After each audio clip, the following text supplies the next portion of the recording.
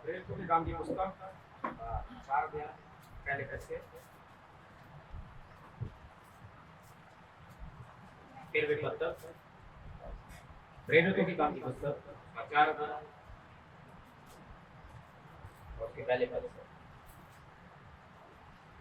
जब वे लोगों से ये कह रहे थे तो याजक और मंदिर के सरदार और सदूकी उन पर चढ़ा, क्योंकि वे बहुत क्रोधित हुए कि वे लोगों को सिखाते थे और यीशु का उदाहरण दे दे के मरे हुए में से जी उठने का प्रचार करते थे। उन्होंने उन्हें पकड़कर दूसरे दिन तक हवालात में रखा, क्योंकि संध्या हो गई थी। परंतु वचन के सुनने वालों में से बहुतों ने विश्वास किया और उनकी गिनती 5000 के लगभग हो गई। दूसरे दिन ऐसा हुआ कि उनके सरदार और पुरनियों और शास्त्रियों महायाजक हन्ना और कैफा और हन्ना और सिकंदर और जितने महायाजक के घराने के थे सब यरूशलेम में इकट्ठे हुए और उन्हें बीच में खड़ा करके पूछने लगे कि तुमने यह काम किस सामर्थ्य से और किस नाम से किया है। तब पतरस ने पवित्र आत्मा से परिपूर्ण होकर उनसे कहा, हे लोगों के सरदारों और पुरनियों, इस दुर्बल मनुष्य के साथ जो भलाई की गई है, यदि आज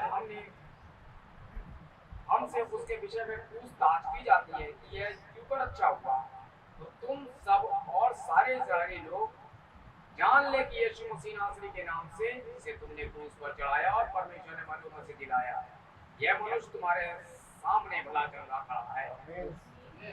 यह वही पत्थर है जिसे तुम राजमिस्त्रियों ने कुछ जाना और वह कोने के सिरे का पत्थर हो गया और किसी दूसरे के द्वारा उद्धार नहीं, क्योंकि स्वर्ग के नीचे मनुष्यों में और कोई दूसरा नाम नहीं दिया गया जिसके द्वारा हम उद्धार पा सके।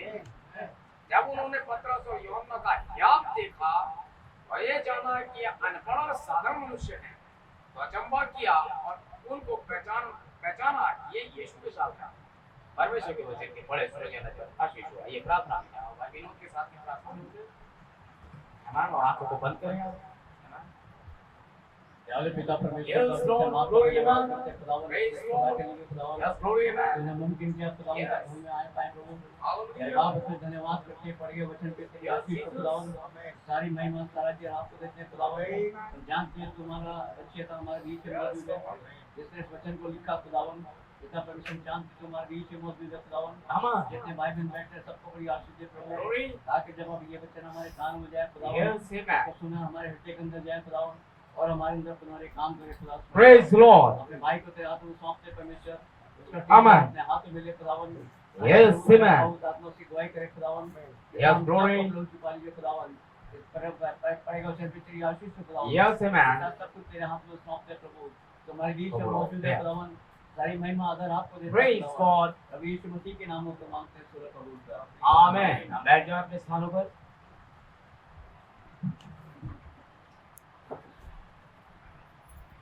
प्रभु यीशु मसीह के नाम में आप सबको जय मसीह की। समय होगा कि हम वचन में जाएंगे और आप जिन दिनों में जी रहे हैं बड़े खतरनाक दिन हैं और वास्तव में बहुत ज्यादा कलीसिया को बहुत ही ज्यादा इस समय मतलब जिन अनुभवों से गुजरना चाहिए मेरे ख्याल से वो आपको पता नहीं चल रहे हैं। आप या तो अखबार नहीं पढ़ रहे हैं या आप न्यूज तक नहीं पहुंच पा रहे हैं। ये समझिए कि बहुत बुरे दिनों में से हम निकल रहे हैं। ठीक है, आज बात करूंगा मैं दिव्य चंगाई पर। आमीन। डिवाइन हीलिंग संदेश का नाम होगा। आपने देखा ये बड़ा साधारण मैसेज है। जब उन्होंने उनका हियाव देखा, ये तो बड़े साधारण से लोग हैं। जब उन्होंने देखा ये तो अनपढ़ आदमी है, वो बड़े बड़े डीडी और एलएलडी और जाने कौन कौन से प्रचारक इकट्ठे हुए हुआ, लेकिन जब उन्होंने साधारण शिक्षा को देखा, एक ऐसी शिक्षा को देखा जो बिल्कुल नहीं थी के बराबर, अंगूठा टेक। लेकिन मैं समझता हूँ असली पीएचडी यही थी, असली पढ़ाई लिखाई यही थी, सारी की सारी मनुष्य की पढ़ाई लिखाई यही थी जो पतरस के पास थी।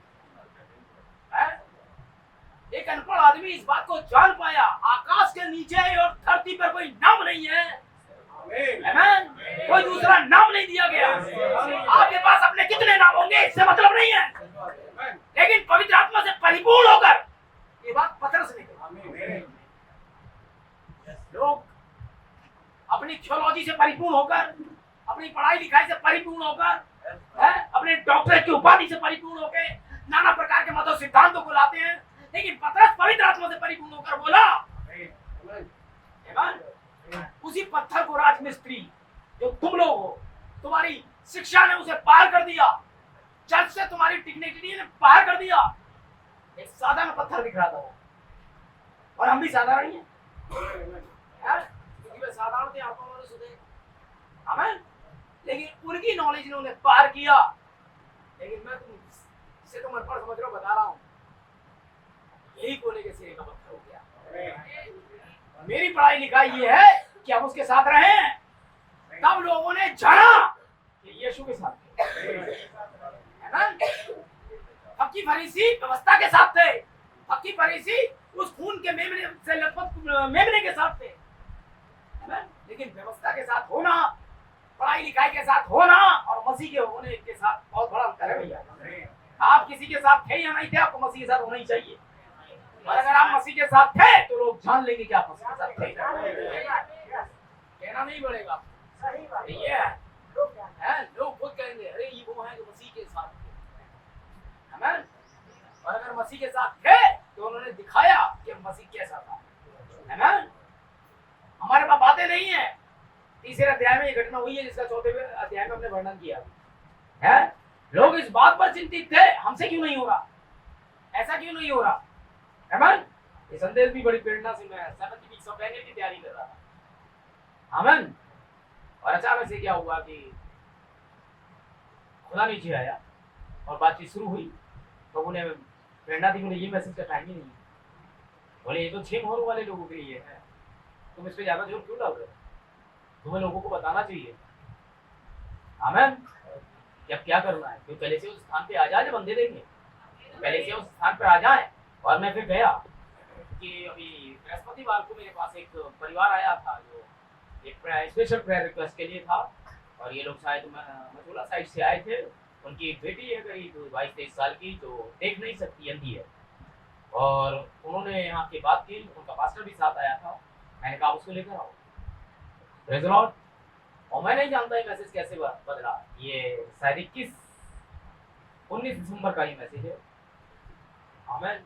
और खुदा तक यहाँ तक होता रहा, और जब मैं इसे पढ़ने लगा तो नबी भी इसी मैसेज में बता रहा है कि वो 70 वीक्स ऑफ डैनियल जो प्रचार करने वाला था। देखिए शुरू के तौर पर, और मैं भी यही प्रचार करने वाला था, और नबी के बाद भी यही प्रेरणा गई दिव्य चंगाई को प्रचार। और मेरे पास मुझे तो पता भी नहीं था कि इस मैसेज में ये होगा, और मैं खुद भी तो दानियल के 70 ही प्रचार करने वाला था। अचानक से दिव्य चंगाई, और नबी ने इस चीज को वहां पर रखा, प्रेज़ द लॉर्ड, दिव्य चंगाई को। और आपको जानकर ये बड़ा आश्चर्य लगेगा कि नबी ने जो पहली लड़की बुलाई है वो अंधी है, इसलिए जो पहली लड़की प्रेयर लाइन में आई है वो अंधी है। और जब मैं इसे पढ़ा तो अंदर अच्छा लगा, मैंने कहा मुझे लग रहा है प्रभु काम हो गया। हो सकता है कि ये दो आ रहे हैं, लेकिन वो आ रहे हैं, आमीन। और आपसे कहा गया था कि ऐसा यहाँ होगा, आमीन, और बार बार अमर भैया के घर पे बड़ी प्रॉब्लम चल रही थी, और बहुत खींचातानी में कभी कभी भाग रहा था, मैं रात में भी भाग रहा था, और भाई भी मार्टिन भी भाग रहे। हम लोग उपवास में गए और प्रार्थना की, तो फिर मैंने बड़े गंदे गंदे चेहरों को वहां से उड़ते हुए देखा अपने कमरे में, कि उड़ रहे हैं और जा रहे हैं, और मैंने उस रोशनी को चारों तरफ घूमते हुए देख रहा था। मैंने कहा लग रहा है। और उसके बाद मम्मी का उनके पास फोन आया, बोले इतने बजे से इसकी हालत में बहुत सुधार है भाई, ये चल फिर रहा है अब, काम हो गया। उसने खाना खाया पेट भर के बहुत दिन के बाद, मैंने कहा उसे कुछ भी खिलाओ, जमकर खिलाओ बाबा, है दिव्य चंगाई, ये आपका अधिकार है। हम देखेंगे कलीसिया सो रही है और आपके पास में तिजोरियों से भरकर भेजा गया है। हमारे जवान पैर पे पैर रख के बैठे हुए हैं, जबकि अभी उनको उठ खड़ा होना चाहिए, आमीन। हमारे जवानों को कोई दिक्कत नहीं है, जबकि आने वाले कल में इनकी जुबानों से उन मुर्दों के लिए शब्द निकलेंगे। वो लोग आज इंतजार कर रहे हैं, कोई तो एक होगा जो पुनरुत्थान की आवाज बोलेगा, है। हम आलसी हो गए, जैसे जैसे दिन जा रहे हैं हम दुनिया में मस्त हैं। भाई आप तो अब पूरे हो चुके हो, आपको क्या है, आप तो उपवास करो, आप रहो। नहीं, हम जवान भी थे, हमारी जवानी भी लोगों ने देखी, हम उसमें भी बहुत तेज थे। हम सैटरडे को ही अपने चर्च पहुंचाया करते थे, रियली। उसके पर्दे, उसके ये वो ये सब करने, है भाई, आपका चर्च तो पास में काफी नहीं, हमारा चर्च बहुत दूर हुआ करता था शुरुआत है। आपको जान के हर्ष होगा कि मैं नौकरी नहीं करता था, मेरे पापा के द्वारा ही मुझे चंदा दिया जाता था। और उस समय 5 पैसे या 10 पैसे चंदे का लेवल था, और 25 पैसे सवारी हुआ करती थी, टांगे चला करते थे उस समय है। और चर्च कहाँ होता था भाई? कहाँ होता था भाई को पता है? कोई साइकिल नहीं, ये जो रेलवे लाइन जाती है ये सीधी वहीं जाती है। हम पैदल जाते थे क्योंकि हमारे पास पैसे नहीं होते थे कि हम चंदा करें, या आप चंदा डाले तो चल, उसमें नहीं है सब करीबी में मामला था। छोटी मोटी नौकरियां करते थे, लेकिन हम पैदल जाते थे चर्च, क्योंकि एक उठता था 1.5 घंटे पहुंचता था। उसके बाद नौकरी आई है, हर तरह की नौकरी जो मुझे मिली मैंने करता गया, और खुदा का काम होता गया। इसको गए अच्छे पैसे मिले और रिजल्ट अच्छे आए, लेकिन जब मैं ड्यूटी से आ जाता था तो मैं बैठता नहीं था, मैं थैले में, क्योंकि वहां पर से मुझे दवाइयां फ्री मिलती थी, मैं थैले में डालता था और स्टेशन पे पता नहीं कितनों के घाव साफ करके उनकी पट्टियां बांधता था। और मेरे साथ मेरा एक टहलुआ भी हुआ करता था, वो भी मेरे साथ लगा रहता था, पट्टियां काटना, वो लगाना, ये लगाना करना है, और हम लोग भागा दौड़ी में लगे रहते, समझे आप? और खुद अपना काम कर रहा है। जिसकी भी हमने एक बार पट्टी बांधी, दूसरे दिन में बांधने की जरूरत नहीं पड़ती थी, वो ठीक हो जाता है। ये वैसली का तरीका था, और हम उस समय बड़े एक ना अद्भुत आनंद का मामला था, मतलब कि अनुग्रह से बड़े जबरदस्त खुदा ने रिजल्ट हमारे सामने पेश किए। ऐसी ऐसी चंगाइयां भाई विनोद, भाई बहादुर वहां बैठे हुए हैं, ट्यूमर जैसे जैसे वो गायब, अच्छी सेवकाई थी, कोई उस पर वो नहीं था, लेकिन एक जज्बा था जवानों के पास। उस समय भाई मार्टिन भी अच्छे खासे कमाते, उनके बच्चे लगभग, शारों तो थी नहीं, लेकिन जो बच्चे थे वो गोद में थे। भाई विनोद के जो बच्चे आज शादीशुदा हैं, वे हम गोद में उठा के उन्हें ट्रिपल पे बैठाते थे, तो करीब नानू के बराबर रहा होगा, और बैठाते थे। भाई बहादुर के पास भी बच्चे के नाम पे वो दूध पीता ही एक बच्चा था, जो उनका बड़ा लड़का है, ये तो बहुत ही छोटा है, समझे आप? हम बहुत मेहनत कर रहे थे उन दिनों, कलेसिया किसी तरीके से स्तर पड़ा है, क्योंकि हम खुद ही अनमैरिड थे, शादीशुदा नहीं थे, बच्चे ही थे हम लोग। उस समय ये जवान थे, लेकिन अच्छा मार्गदर्शन था खुदा, आप लोग को जोड़ने के लिए कि अब आप बैठे मत रहे, ठीक है? आपसे उम्मीद कर रहा है खुदा, खुदा ने आप तक ये संदेश पहुंचा दिया। बहनों आप जाएं, प्रेज़ द लॉर्ड, क्योंकि रोशनी आ रही है, दुष्ट आत्माएं जा रही हैं, कोई भी चीज आपको रोक नहीं पाएगी, आप बहुत ज्यादा ताकतवर बन जाएंगे। आप अंदर से बड़े होते जा रहे हैं, और बहुत बाजू आपसे मजबूत होते जा रहे हैं। आप शैतान से बिल्कुल न डरें, आप बिल्कुल ना करें, अरे अभी कौन है, मैं दुआ करूंगा, पता नहीं चंगो, आप आगे बढ़े, ये आप नहीं है। पतरस ने अभी भी बोला था कि वो पतरस नहीं था, ये तो यीशु मसीह था। अगर वो आज भी कलीसिया में एक तरह या चर्च में है, तो वो सरवाइव रहेगा। ये नहीं है कि ऐसी सारी बातें हैं, क्या ये बातें यूं ही है? आइए मैं आपको थोड़ा सा यह पढ़ाऊंगा, परंतु वे यीशु के साथ है, किसी के साथ रहने की आपको जरूरत नहीं है सर, किसी के साथ रहने की जरूरत नहीं है, आप यीशु के साथ रह लिए, आप सबके साथ रह लिए। देखिए, मुझे वहां पर तब तक जाल डालना है, संदेश दिव्य जगह, जब तक कि प्रत्येक मछली बाहर नहीं निकाल ली जाती है, तब तक जाल डालना है। अगर एक भी बीमार है, जब तक चंगा नहीं हो जाता, प्रार्थना जारी रखें, उसे लेकर आए। आप जानते हैं उनमें से प्रत्येक आपकी है। उसने कहा था, मैंने कहा था मैं उसे बाहर निकालूंगा, इसके बाद भी आपकी है, मैं उन्हें आपको अर्पित करता हूं, परंतु मैंने कहा आप उन्हें तब तक बाहर नहीं निकाल सकते जब तक कि आप जाल डालकर उन्हें बाहर नहीं निकालते हैं। मछली ऐसे ही नहीं निकल आती है, मछली निकल आ, ऐसे नहीं निकलेगी। आओ मछली निकलते कैसे हैं, इस पर मैं तुम्हें एक मैसेज दूंगा, ऐसे भी नहीं निकलेगी।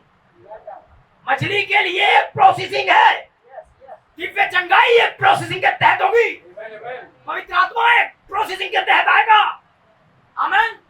अगर मुझे दिल्ली जाना है, मैं दिल्ली जाऊंगा, मैं दिल्ली जाऊंगा से मैं दिल्ली नहीं जाता हूँ, उसके लिए ट्रेन दिल्ली जाती है, मुझे तो बस दिल्ली में वाली ट्रेन में बैठना है और दिल्ली जाना है, और मैं दिल्ली में होऊंगा। खुदा जादूगर नहीं है। खुदा एक तरीके से काम करता है। मछली लाने के लिए मछली का जाल चाहिए। प्रोसेसिंग में आ जाएंगे आप। यही तो वह है, प्रचार किया जाना। क्या है जाल? प्रचार किया जाना। आमीन। यही करता है जाल का काम। वह जाल डालकर उन्हें बाहर निकालता, उन्हें या अंदर जाल डालते, और हो सकता है कि प्रभु कहता हो ठीक है अपना जाल इस ओर डाल और अंदर डाल, और हम उसे वहां अंदर बाहर खींचते हो, या हम उसे वहां अंदर डालते हो और खींच कर जाल बाहर निकालते हो। ठीक है, हो सकता है कि हमें वहां पर अंदर उस ऑल्टर कॉल पर सिर्फ 2 ही मछली मिलती हो। ये बर्तन में 2 मछली तो आई, 2 ही मछली निकलती हो, और वे फिर से वापस लौटकर दुनिया में चली जाती हो, और उन पर कोई फर्क ना पड़ता हो। हमने तो अपनी तरफ से अच्छे किया। समझे आप? यही तो हुआ। यहाँ भी ये होता, जाल डालता हूं मैं, ये लोग, फिर दुनिया, फिर संसार है। समझ रहे हैं? कितना जाल डाला, कितने थे यहाँ। हुआ क्या होता है, हम उससे अगले गड्ढे पे जाते हैं। उसके बाद हम जब यहाँ देख लेते हैं तो फिर अगले गड्ढे पे जाते हैं। आमीन। तो क्या करते हैं हम, और उसमें जाल डालते हैं और जाल बाहर खींचते हैं और देखते हैं कि उस वाले गड्ढे में क्या मिलता है। हो सकता है हमें उस गड्ढे में कुछ ना मिलता हो सकता है एक झुंड बेदी पर आ जाए, परंतु उनमें से एक भी टिका ना रहे। अब देखिए, ये तो खुदा पर निर्भर करता है कौन मछली और कौन नहीं। आप तो अपना काम जारी रखें। आमीन। हो सकता है आपने जिनके लिए दुआ करी हो अभी सुबह वो मर जाए, लेकिन अगली वाली सुबह फिर आप परमार के लिए प्रार्थना कर रहे होंगे। ये आपका काम है। चंगा तो खुदा को करना है, आपको नहीं। आप अपने काम पर रहिए, जाल डालिए। समझ रहे मैं क्या कह रहा हूं? यही तो प्रचार कार्य कर रहा है ना। इसलिए मैं पढ़ता हूं, मुझे पढ़ने की जरूरत है नहीं, मैं ऐसे ही बता सकता हूं, लेकिन ताकि आपको लगे कि भाई ने भाई कोट करा, ये आपके मजबूती से और काम कर जाएगा।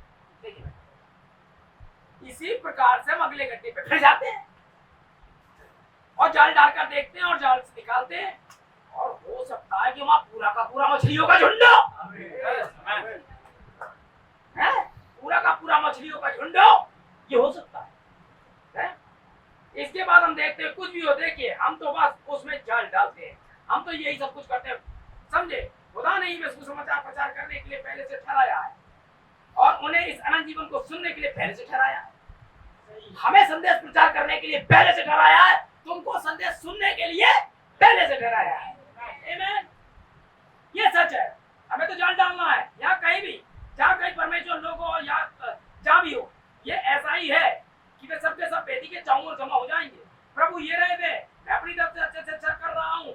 यहाँ पर सुसमाचारों पे जाल डाला जा चुका है, उन्हें पकड़ा जा चुका है, उनमें से प्रत्येक को पकड़ा जा चुका है। आप जानते हैं कौन मछली है और कौन, आप जानते हैं कछुआ है, आप जानते हैं कौन अगला सांप है, कौन केकड़ा है, ओ कौन मेढक है। आप ही जानते हैं कि कौन क्या है। ये आप ही का काम है कि छाट कर बाहर निकालें। प्रभु ये रहा जाल, मैंने काम कर दिया। कौन बिलीवर है, कौन नहीं बिलीवर है, आपको नहीं करना है। हमें समझ रहे हैं? आपको ये नहीं करना। इसे देख चुका था, इसे स्वीकार नहीं किया। बिल्कुल सही बात है, आपने तो अच्छे से अच्छा दिखा दिया, आपको अपना काम लगातार करना है। अरे भाई ये तो सुनता ही नहीं। नहीं नहीं नहीं, वो क्या है इसका निर्णय खुदा के पास हो सकता है। निर्णय तो वो जाने दो उसको। सांप वापस लौट जाएगा, पानी केकड़ा, लेकिन कुछ मछलियां हैं जिनके पास पैर नहीं होते वापस जाने के। आमीन। वे आपकी काम की हैं। आमीन। कुछ क्राउड अभी बाकी है जो चट्टान के नीचे है, पढ़ाता हूँ। आमीन। जाल डालो, प्रार्थना करो, उपवास करो। ये टेप हो रहा है। अब मैं ये नहीं कह रहा हूँ उपवास से तो आप स्वर्ग जा रहे हो, बिल्कुल नहीं जा रहे हो। इसका स्वर्ग से जाने से कोई लेना देना नहीं है। ये तो वो अच्छे काम है जो आप कर रहे हो। लगातार चर्च जाओ, जाने का भी स्वर्ग से कोई लेना देना नहीं है। ये तो एक अलग मैटर है। अगर वे व्यक्ति यहाँ पे तो आप इसे हैंडल कर लेंगे, और आप नहीं है तो आप झक मारते रहिए, कुछ नहीं होगा। आमीन। झक का मतलब ही मछली होता है। संस्कृत में मछली को छक्के दवाई तो कैसे शब्द यूज करना बिल्कुल। आनंद भारत में परिचित बड़ी गंदी एक गाली है, संस्कृत में उसका मतलब होता है आप कैसे हैं।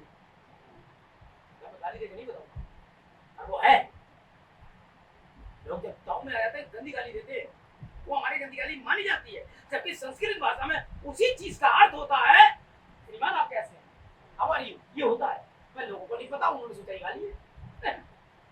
हाँ, शाब्दिक अर्थ अलग ही काम कर रहे हो, हकीकत में तो वो गाली देके यही पूछ रहा है आप कैसे हैं, समझ रहे हैं। और मैं इतनी डिग्री दूंगा, मैं जान डालूंगा, मैं देखिए समझ रहे हैं आप, खुदा का धन्यवाद। देखिए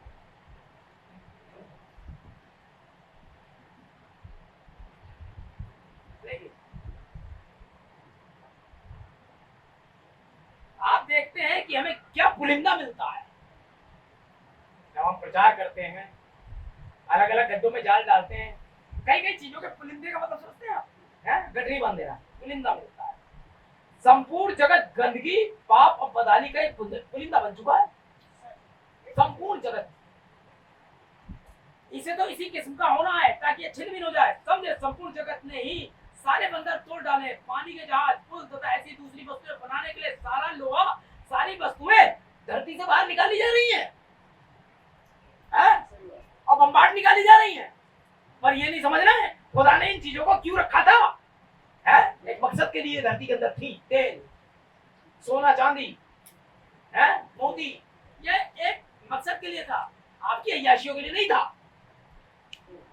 देखिए जो कुछ भी परमेश्वर ने एक साथ जोड़कर रखा था, एक दूसरे के साथ मजबूती से बांध रखा था और एक दूसरे से अच्छे से साथ कर रखा था, वे सारी गैसों, तेलों, वस्तुओं को जलाने के लिए इस प्रकार से बाहर निकाला जा चुका है। मोटर गाड़ियों को चलाने के लिए गैसोलीन तथा दूसरी ऐसी वस्तुओं को बाहर निकाला जा चुका है, और विद्युत इलेक्ट्रिसिटी बनाने के लिए सारा कोयला बाहर निकाला जा रहा है, समझे। आप तो बस खोदकर बाहर निकाले जा रहे हैं, जब तक कि बस ऐसी खोखली नहीं हो जाती है कि इस पर इस वस्तुओं की तरफ से एक पतली सी चादर ही सी बन जाए। सब कुछ निकाला जा रहा है, धरती तो ऑलरेडी खोखली होती जा रही है। ऐसे ही चर्च में से जो पुख्ता सामान है, जो नैतिकता है, वो बाहर निकाली जा रही है। चर्चों में बैंगो खेल हो गए, वे खोखली हो रही है, कलीसिया खोखली हो रही है, बदहाल हो रही है, और रीति रिवाज घट दिए गए। आमीन, प्रेज़ द लॉर्ड। वे सारी वस्तुएं जो कीमती थी बाहर निकाली जा रही है, गैसोलीन, तेल और ये सारी चीजें वहां से बाहर निकाली जा रही है। उर्वरा शक्ति नष्ट हो रही है, उर्वरा लाने के लिए और पैदावार बढ़ाने के लिए हम अमोनिया सल्फेट और क्या कहते हैं इसका यूरिया का इस्तेमाल कर रहे हैं, आमीन। और खाद को, जीवनदायी पौधों को हम मार रहे हैं, हम इंजेक्शन लगाकर जहर बेच रहे हैं। यही हो रहा है कलीसियाओं में, पास्टर आता है, एक इंजेक्शन लगा देता है, तरबूज अच्छा दिखाई दे, जबकि वो कैंसर की जड़ है। नहीं, प्रभु आपसे प्रेम करता है सिस्टर। इस प्रकार के प्रचार इंजेक्शन लगा के दिए जा रहे हैं। बच्चों को मीठी दवाई, अभी तो बच्चा है, मीठी दवाइयां दी जा रही है, इसलिए चर्चेस के जवानों की हालत बद से बदतर है। कलीसियां जर्जर हो रही हैं, क्यों? उनमें से सामान बाहर जा रहा है, पवित्र आत्मा को निकाल के बाहर किया जा रहा है। उपवास का पता नहीं है, प्रार्थनाओं के प्रति कोई रुचि नहीं रह गई है, क्योंकि कलीसियाओं में से खोद खोद कर ये सारी अच्छी चीजें बाहर निकाली जा रही है। समझ रहे ना? देखिए,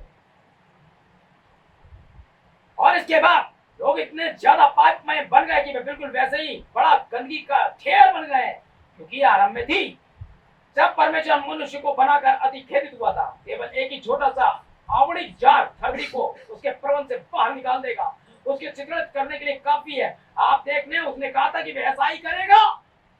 पता है इस धरती का क्या करेगा जब आपने इसकी बर्बादी की मोहर लगा दी। आमीन। हम उस दिन में रह रहे हैं, हम एक मसीह होने के लिए आनंदित हैं। मेरे खुदा, क्या मैं कर सकता हूँ आराधना? अगर मैं मसीह ना होता तो मेरा यकीन है कि मैं इस जगत को देखकर जंगली बन गया होता। अगर मैं एक मसीह ना होता तो बहनों ऐसे ही है, तो हमें जंगली जानवर से ज्यादा नहीं होते, क्योंकि अगर मनुष्य में से पवित्र आत्मा बाहर निकाल लिया जाए तो सियार और जंगली कुत्ते से ज्यादा नहीं है। आज यही हो रहा है। आमीन। बड़े बड़े स्कैम, गुर्दे फेफड़े सब बेचे जा रहे हैं, ये इंसान जंगली हो गया है। वो टाई लगाया हुआ आदमी है जो सब कर रहा है, छोटी छोटी बच्चियों को ला करके उनके अंगों की तस्करी। आमीन। छोटे छोटे लोगों को ला करके नौकरी का झांसा दे करके बच्चों को लाया जा रहा है, ट्रैफिकिंग की जा रही है महिलाओं की, और जाने क्या क्या। जंगली हो गया समाज, पागल कुत्ते की तरह भाग रहे हैं बाहर दुष्ट आत्माएं। केवल इंसान की तो देह है, अंदर कौन बैठा हुआ है पता नहीं। आमीन। छोटे छोटे बच्चों को उठा करके बेचा जा रहा है, स्टेशनों से उठा लेते हैं, अस्पतालों से गायब कर देते हैं। क्या क्या किया जा रहा है उनके साथ पता नहीं है। नन्ही नन्ही बच्चियों को स्टेजों पे नचवा कर जाने क्या क्या करवा रहे हैं। क्यों? नाकामयाब हो गया सारा समाज इन्हें रोकने के लिए। कुत्तों का राज है तो कड़वा, लेकिन सच तो नहीं है। मैं नहीं समझता हूँ कि लोग इसे कैसे सहन कर सकते हैं। मैं नहीं समझता हूँ कि आज कोई भी इंसान एक मसीह हुए बिना धरती पर जिंदा कैसे रह सकता है।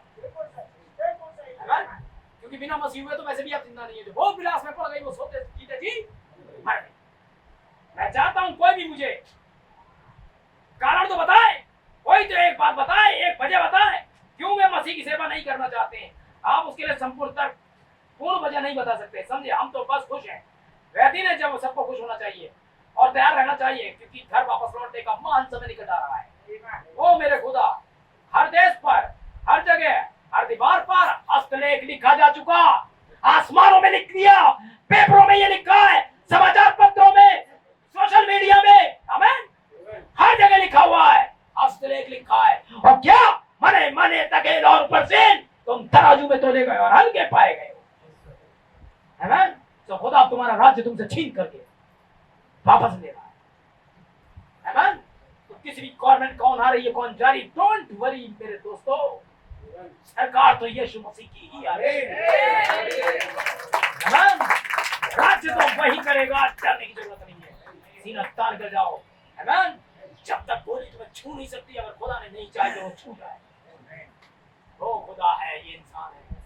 ये सिर्फ पगला सकते हैं, वो पगलाता नहीं, वो जागता रहता है। उसे जगाया नहीं जा सकता 3 दिन और 2 दिन और 4 दिन। इस्राएल का खुदा ना सोता है ना उठता है, सदा ही निगाहें हमारे पास रखा रहता है। और अपनी 7 आंखों से जो पत्थर पर गुदी है, यहोवा दृष्टि करके शाऊल को जरुब्बाबेल के हाथ में जरूर देखेगा। आमीन। तू तोल में तोला गया और हल्का पाया गया। राज्य साम्राज्यों के विषय में यही बात है, राजा नाकामयाब हो चुके, अच्छे दिन आएंगे, नाकामयाब हो गया।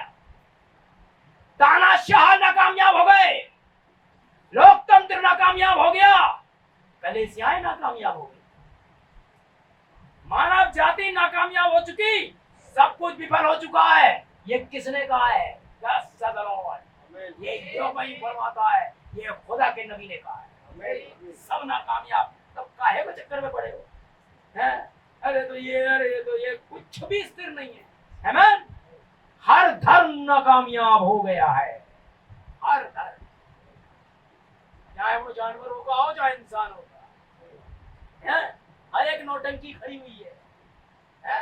हर घर में एक नया पुजारी चालू, नए तरीके का।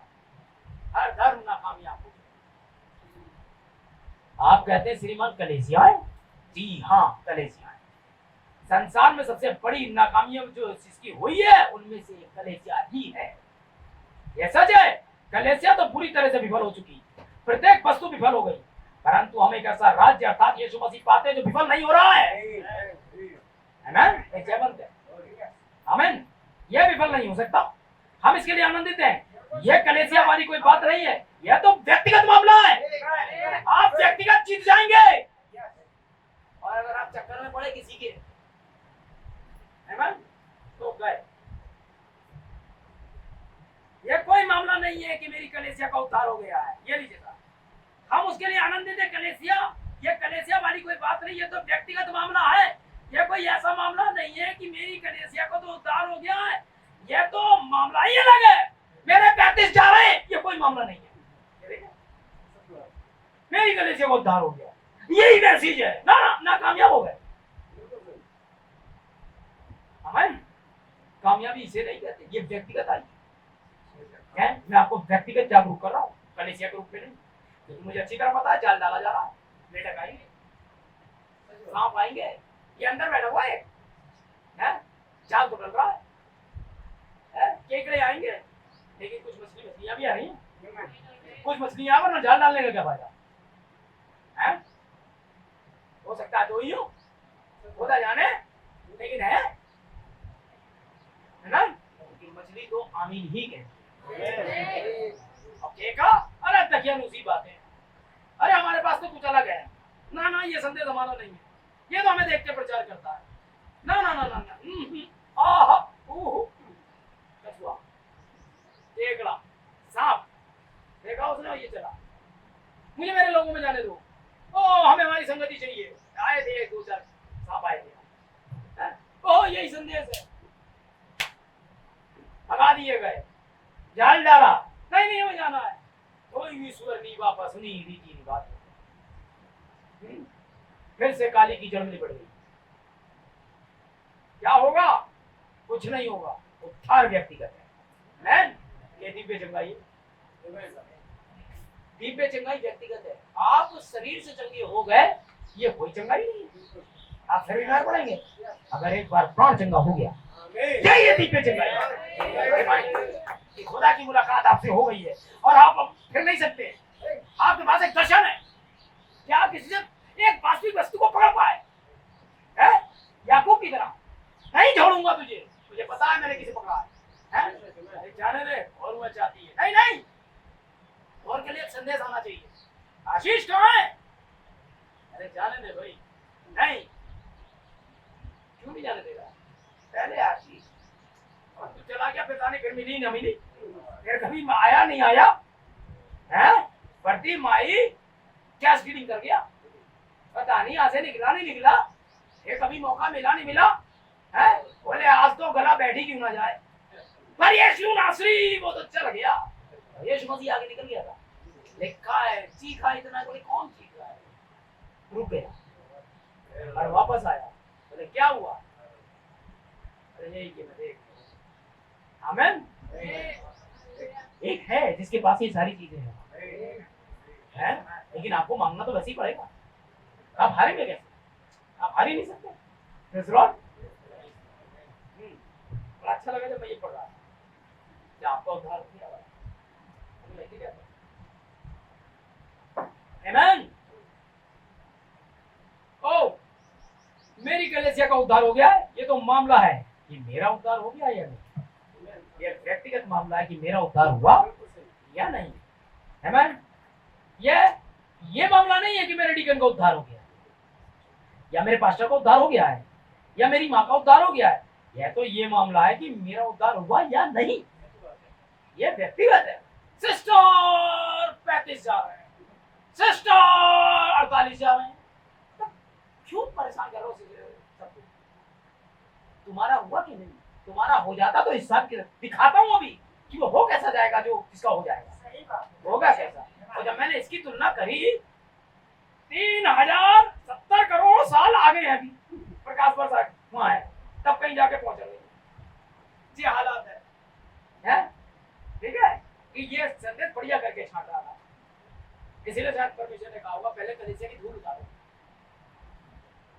इसके बाद ही मुझे बताना चाहिए, आमीन। मेरा तो अवश्य उद्धार हो जाना चाहिए, इसके बाद ही मुझे बताना चाहिए, जब मेरा उद्धार हो जाए तो मुझे लोगों को बताना चाहिए, हम तभी करो जब है, सही बात है, और नहीं है तो तुम झूठ बोल रहे है ना। और तब यदि उनका उद्धार हो जाता तो बड़ी शानदार बात है, और यदि उनका उद्धार नहीं हुआ है तो फिर तो मुझे अवश्य उद्धार पाया हुआ होना चाहिए, यदि नहीं हुआ है तो पाया हुआ होना चाहिए, क्योंकि ये आने का मतलब ही यही है, हम जान थोड़ी बर्बाद कर रहे हैं। यदि हो गया है तो वेरी गुड, और नहीं हुआ है तो ताकत झोंको, हर प्रकार का यत्न करके जो तुमसे हो सकता है, आमीन। बात यह है कि मुझे अपना उद्धार अवश्य हासिल कर लेना चाहिए, क्या ही शानदार दिन है ये, आमीन। आप समझे, आपको उसके धोखे चावल आ जाना चाहिए, केवल बातें ही करते मत रहो,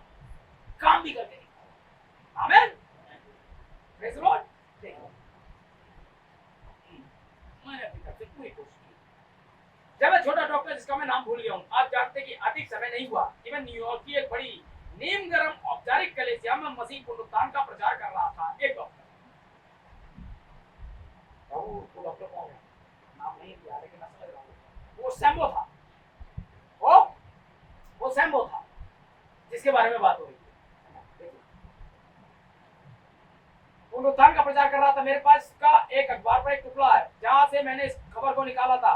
उसकी पूरी मंडली उसी तरह से उसके खिलाफ हो गई थी। वह परम अलौकिक बातों पर, मसीह के मरे हुए में से जी उठने पर, अनंत जीवन, पवित्र आत्मा के बपतिस्मे के हो जाने पर, जो एक विश्वासी को व्यक्तिगत तौर पर जीवन देने के लिए होता है, और चिन्ह और राष्ट्रीय कर्मों पर विश्वास करता था। यह पास्टर इन बातों पर पेशाब करता था और कलीसिया के खिलाफ खड़ी हुई। आमीन। लेकिन वो रुका नहीं, वो करता रहा। देखें, हाँ जी, उसके पास वहां पर उन्होंने एक करार किया हुआ था। उनके पास कोई ऐसा विकल्प था कि इस कलीसिया के काफी समय तक ठहर सकता था। उन्होंने उस पास्टर के साथ करार कर लिया था कि आप प्रचार करिए, पर उन्हें नहीं पता था ये कैसा प्रचार है। ये तो जी उठे वाले यीशु मसीह को सामर्थ सहित प्रकटीकरण में लाया, लेकिन उसकी कलीसिया औपचारिक थी जिसमें वो प्रचार कर रहा। चूंकि वो करार था इसलिए उसे झेल रहे थे कलीसिया वाले। लेकिन कब तक झेलेंगे?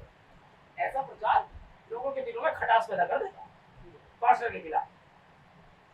लोग तो बस बैठे हुए थे और वे पुरुष के प्रचार को लेकर खटास से भर गए, परंतु मैं इस बात से पूरी तरह से कायल था कि वह सही था और मैं एक बीमार इंसान भी था।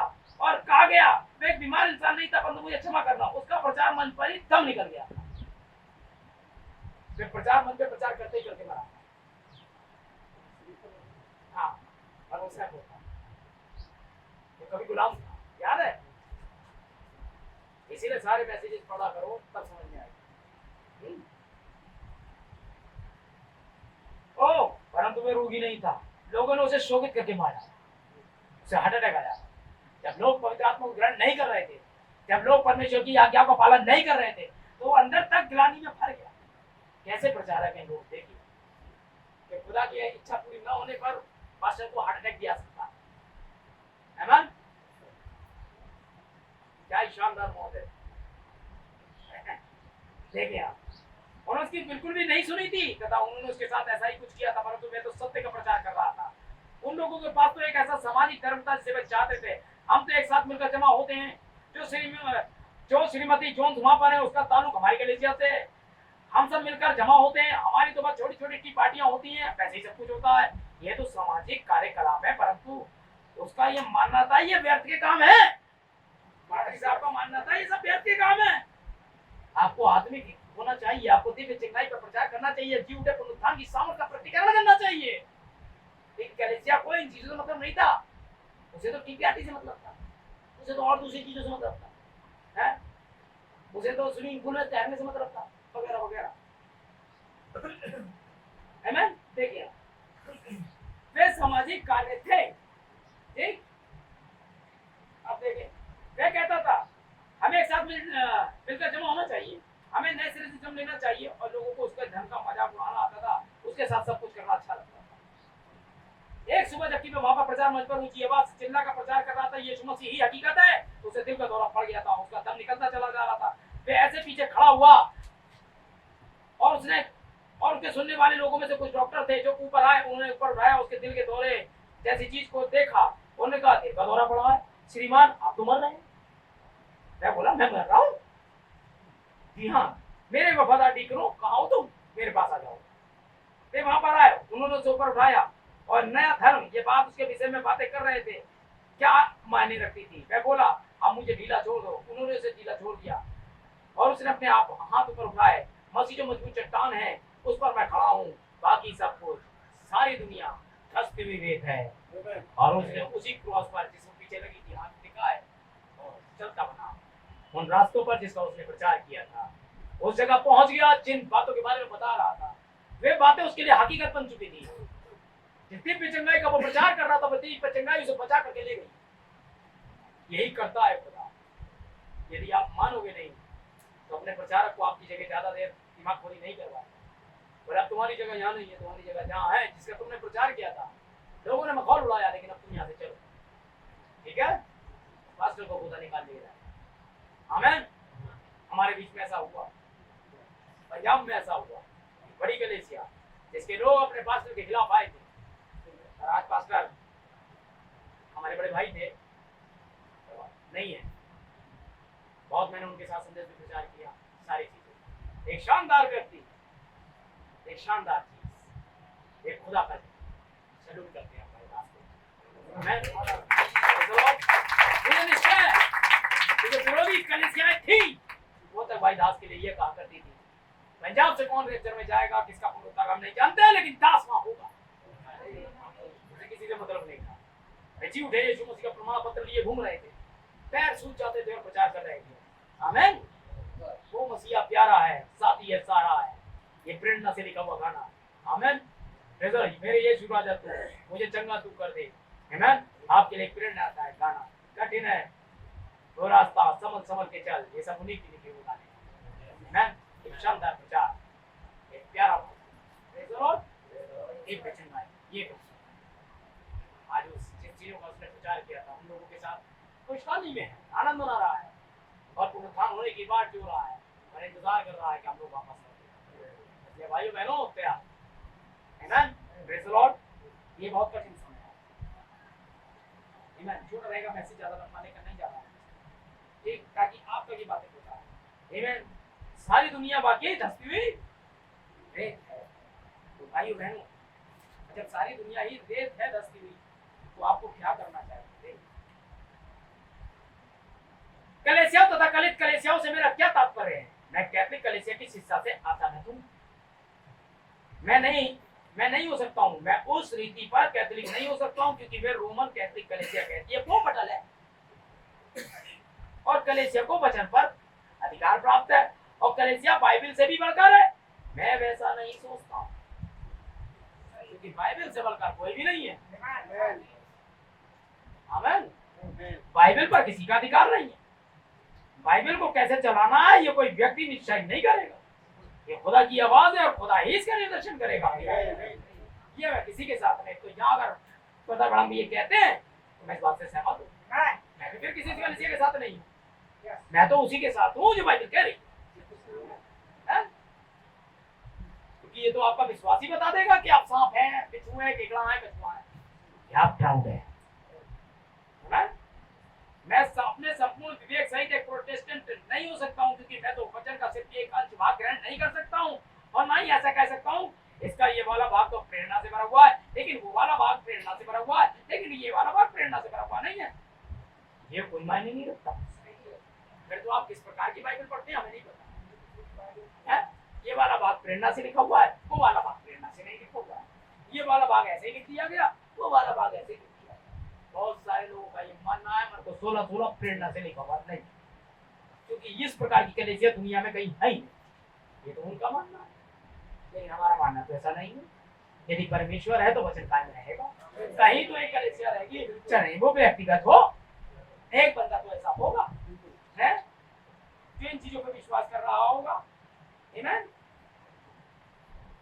मैं तो बाइबल का ही उपासक हूं, मैं विश्वास करता हूं कि परमेश्वर का वचन है, इस पर प्रभुता करने वाला कोई नहीं है और ना कभी कोई होगा, जब तक अनंतता है ये परमेश्वर का वचन ही रहेगा। समझे, मैं विश्वास करता हूं कि ऐसा ही रहेगा।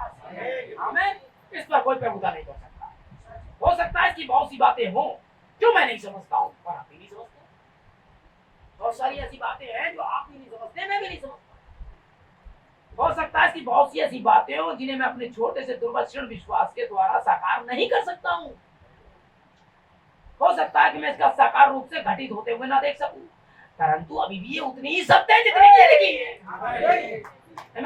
यह तो परमेश्वर का वचन है, यह तो परमेश्वर का वचन है, चाहे कुछ भी क्यों ना हो जाए, मैं विश्वास करता हूँ ये परमेश्वर का वचन है ही रहेगा।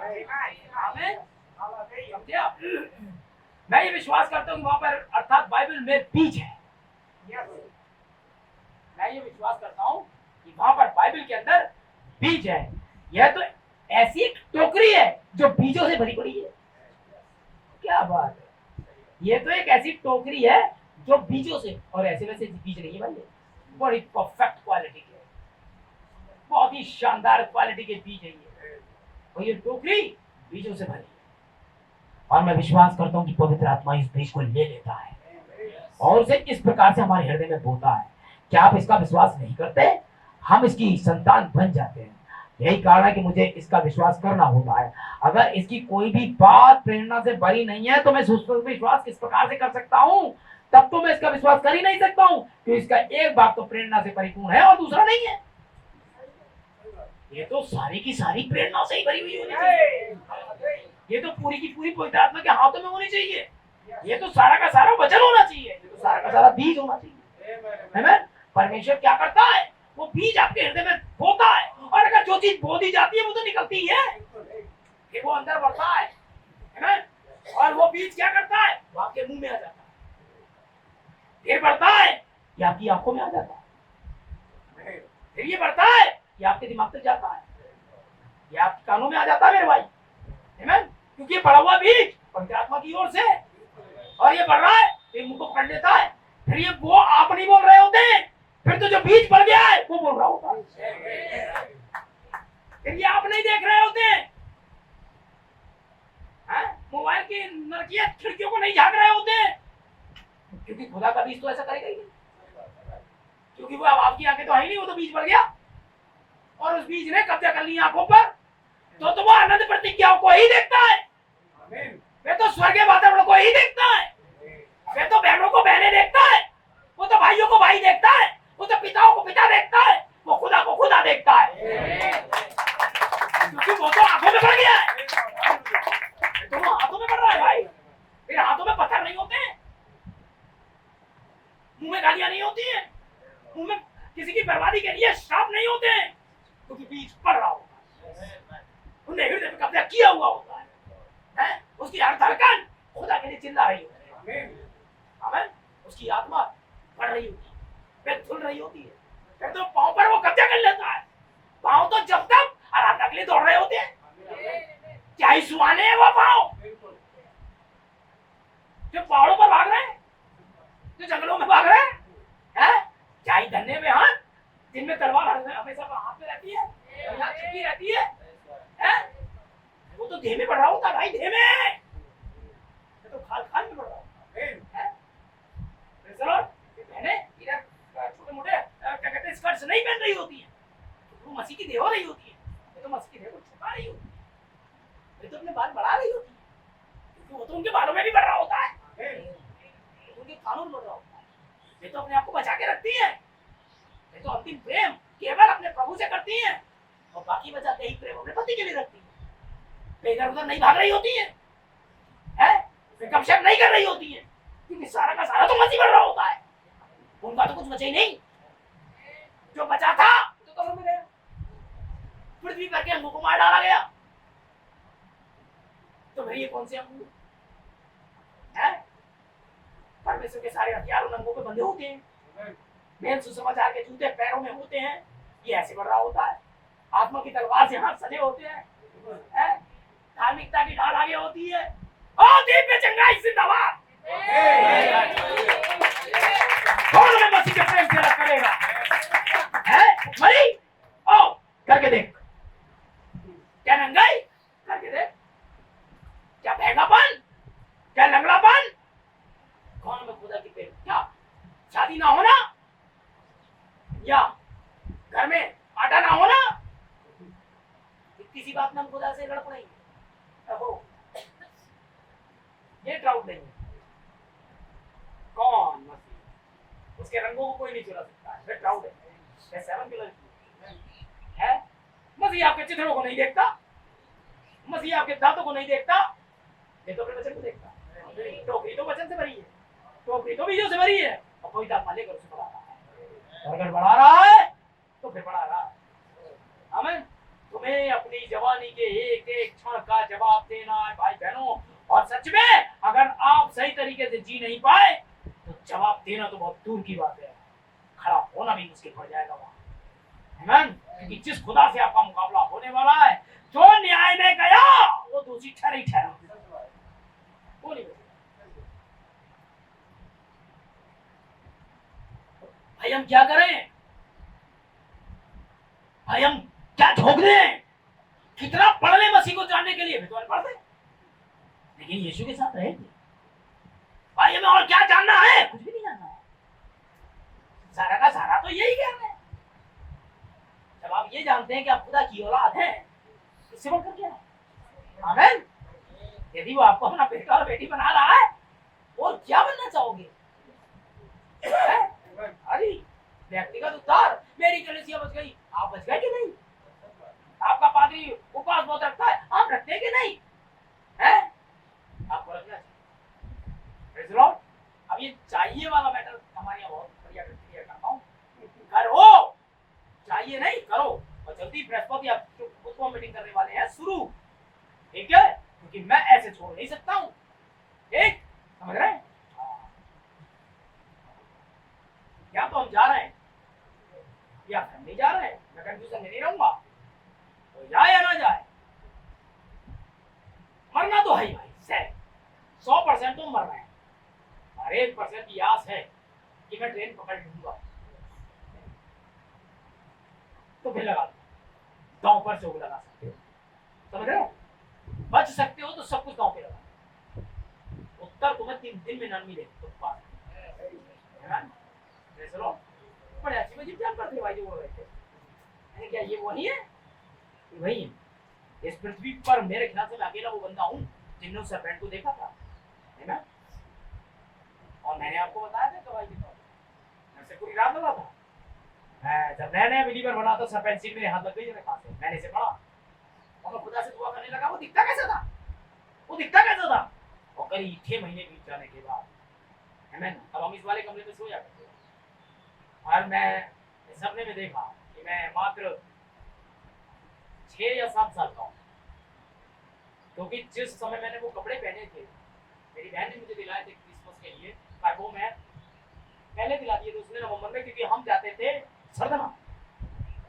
एक यहाँ पर जेब थी उस कपड़े के अंदर में, एक सूट था मेरा ग्रे कलर का, और वो मुझे पसंद था, वो मेरी बहन ने दिलाया था, क्योंकि मेरे पास काफी कपड़े आ जाते थे। मैं घर में सबसे छोटा था अपने, मेरे पापा अलग दिलाते थे, मेरी बहन भी सर्विस करती थी वो अलग दिलाती थी, मेरे बड़े भैया भी अलग लाते थे, क्योंकि सारे बच्चे जरा जरा से ही थे, तो मेरे मजे थे भाई के रूप में भी।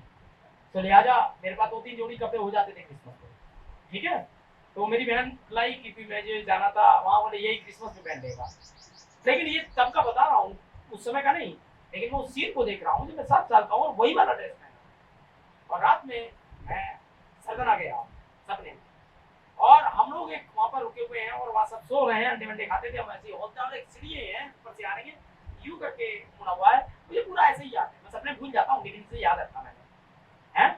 और उसके बाद मुझे करीब 2 बज रहे होंगे, ये सपने वाला मामला है, और 2 बज रहे होंगे करीब कि मुझे यूरिन के लिए जाना था। मैंने अपनी मम्मी को जगाया, वो सो रही थी, बहन भी वहीं बराबर में लेटे हुए थे, सारे लोग बहुत सारे दूर तक लेटे हुए लोग थे, और चांद भी बड़ी जबरदस्त तरीके से थी, इसलिए डर का सवाल नहीं था, और रोशनी बड़ी तेज आ रही थी, तो मैंने कहा इन लोग को जगाने से बेहतर है मैं खुद ही चला जाऊँ।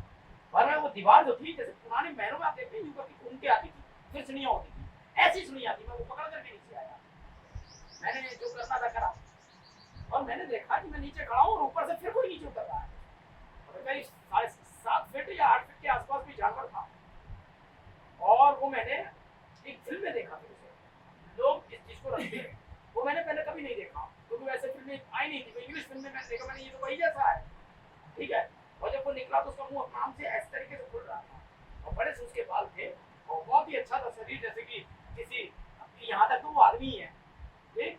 आकर के खड़ा हुआ, और अब्बास मेरे पसीने पसीने हो गए, और मैं उसे देख रहा था, और मैं यीशु मसीह के नाम से बात क्या कहना चाहता था, और ये कह नहीं पा रहा, ऐसा लग रहा था ये आवाज नीचे निकलेगी नहीं, मैं पसीने पसीने हो रहा, मैं सो रहा था कि मैं यीशु मसीह के नाम से, तो बड़ी तेज हंसा, बोले तू ये कहना चाहता है ना कि यीशु मसीह के नाम से भाग जा, है ना? और मैं कहने जानी तो मुझे रहा है, और भाग भी नहीं रहा है, और मैं बस उसे भगाने के लिए बड़ी चिंतित था कि ये जाए, और मैं बहुत 7 साल का हूँ मैं उस समय, और मैं देख रहा हूँ, लेकिन जिस समय सपना देख रहा हूँ तब मैं 7 साल का नहीं, मैं केवल अपने आप को 7 साल में देख रहा हूँ कि वो आया है, और मैं उसे भगाने के लिए मैं छोटा ही सा हूँ, और वो मेरे सामने करीब इतना लंबा है, बढ़िया था उसका सर बड़ा सब बढ़िया है, और बहुत कोशिश करी, बोले तुम बहुत समय से मुझे देखना चाह रहे हो यार, मैं तुझे भी देखना चाहूंगा यार, मैं लड़ाई कर रहा है, मैं यहाँ से सिर्फ कुछ कह नहीं पा रहा था, बस यहाँ से सोच रहा था, और उसके बाद बहुत अच्छी तरीके से मैंने उसे देखा, यहाँ तक कि मैं उसकी पेंटिंग बनवा सकता हूँ, आज तक वो वैसी याद है, कैसा दिखता था, कैसी बड़ी बड़ी आंखें, बोला देख लिया तुमने, पर मैं अब नहीं हूँ, मुझे जाना होगा, फिर वो चला गया और मैं नहीं जानता ये सब क्या हुआ। होते होते एक बार मैं मैसेज पढ़ रहा था, इसके हो जाने के करीब 6 महीने फिर बीत जाने के बाद, साल भर हो गया, तो एक मैसेज में जब नबी ने बताया पैकेटियातिक दानवर ऐसा दिखता है किसी मैसेज, मुझे छठ उसकी याद आई। अरे मैंने कहा ये वो था जो मैंने देखा, समझ रहे हैं, वो सरपेंट था, वो ऐसा दिखता था जो हवा के समय में वहां पर था, जो अब नहीं है, और मैं इसे देखना चाहता था और खुदा ने मुझे देखने दिया था कि वो कैसा दिखता है, और मैं जानता हूँ वो कैसा दिखता है। आमीन, समझ रहे हैं। वो इंसान की तरह बात कर सकता था, बिल्कुल बढ़िया, बिल्कुल उनसे बात करी है, बिल्कुल भी निडर था, बिल्कुल नहीं डर रहा था। यहाँ तक कि मेरी आवाज यहाँ से आगे आई नहीं रही थी, जबकि यहाँ सब कुछ चल रहा था, ये सोच के आप भाग जा मर जा हो जा, लेकिन वहां कुछ नहीं हुआ, निकल नहीं पा रही। तो ये इस प्रकार से था, याद रखिए, ये स्पिरिट अब काम कर चुकी है, ये स्पिरिट काम कर रही है, उसकी औलादें धरती पर आ चुकी है, वे बहुत ही बुद्धिमान है, बहुत ही तेज तर्रार है। आपको बचना होगा, अपना सर्वत्र लगाना पड़ेगा मसीह के लिए। आप घुटनों पे जाएंगे, आप जीत जाएंगे, ये तय है, आपको हराया नहीं जा सकता। बहुत खतरनाक पार्टी है, इतने ज्यादा शक्तिशाली हैं आप कि पूरी भीड़ की जरूरत ही नहीं। परमेश्वर आपको ये जानने नहीं दे रहा है आप क्या कर सकते हैं। अगर आप आ गए तो कब खोद देंगे शैतान की आप बहुत ताकतवर है, क्योंकि जो आपके अंदर बढ़ रहा है उससे जीता नहीं जा सकता। इन जैसी पृथ्वियों को उन्होंने कितना टांग रखा, बहुत शक्तिशाली, यही दिव्य जगह आप जाने, लेकिन परमेश्वर आपको कंट्रोल में रखता है। कब बोलना है आपको वो तब ही दिखाएगा। यदि वे ये जान जाए ये 7 गर्जन क्या कर सकते हैं तो भारी नुकसान हो सकता है, समझ रहे हैं आप। बेपनाह हाथ ताकत के मालिक हैं, बस आपको जानना चाहिए कि आप मसीह, इसलिए आप कैसे भी हो, आप सारा ध्यान इधर उधर खर्च करने की जगह क्या क्या कर सकते हैं, इससे पहले आप ये देखें कि आपको उद्धार हुआ है। आप उद्धार बिना समझौता ना करें, बिना पवित्र आत्मा के परमेश्वर को मान्य न दें, दिन रात एक लगा दें, कुछ भी हो सब साइड पहले दें, क्योंकि एक ऐसी कलीसिया का निर्माण होने वाला है कि परमेश्वर क्षण भर में जो बदल जाए। आमीन। देखा आपने परमेश्वर का नबी क्या बोला,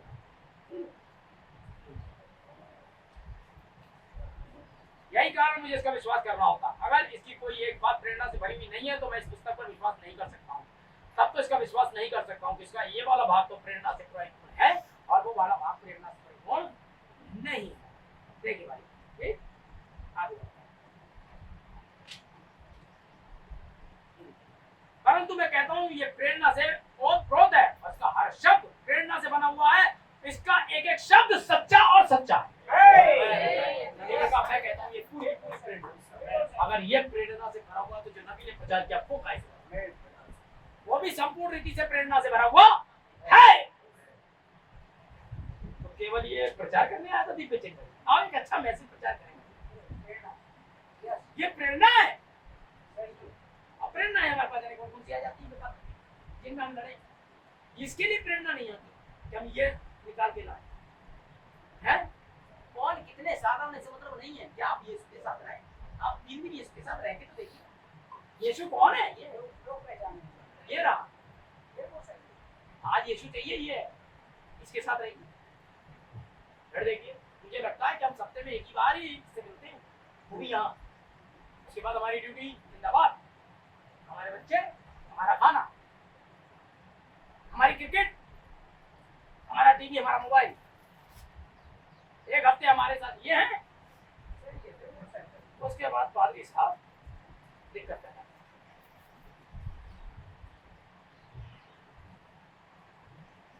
आइए मैं आपको बताता हूँ और दिखाता हूँ। जब इस बाइबल में अंतिम अध्याय लिखवाया तो यीशु मसीह ने कहा था जो कोई इस वचन में से कुछ बाहर निकाले या इसमें कुछ जोड़े तो उसका भाग जीवन की पुस्तक से निकाला जाएगा। ये सच है, कोई भी इसमें कुछ जोड़े या इसमें से घटाए, क्योंकि इसका प्रत्येक अंश, यही कारण उत्पत्ति से आरंभिक पद जहाँ लिखा है कि आरंभ में या आदि से लेकर प्रकाशित वाक्य अंतिम शब्द आमीन तक इसका संपूर्ण हृदय से विश्वास करता हूँ कि परमेश्वर की प्रेरणा से ओतप्रोत है। इसका प्रत्येक अंश मात्र सच्चा है, इसका कोई भी वचन गलत नहीं है, यह तो सारा का सारा सत्य है। मैं इसके लिए वचन का विश्वास करता हूँ, मैं इसमें ना तो कुछ जोड़ना चाहता हूँ ना इसमें से कुछ निकालना चाहता हूँ।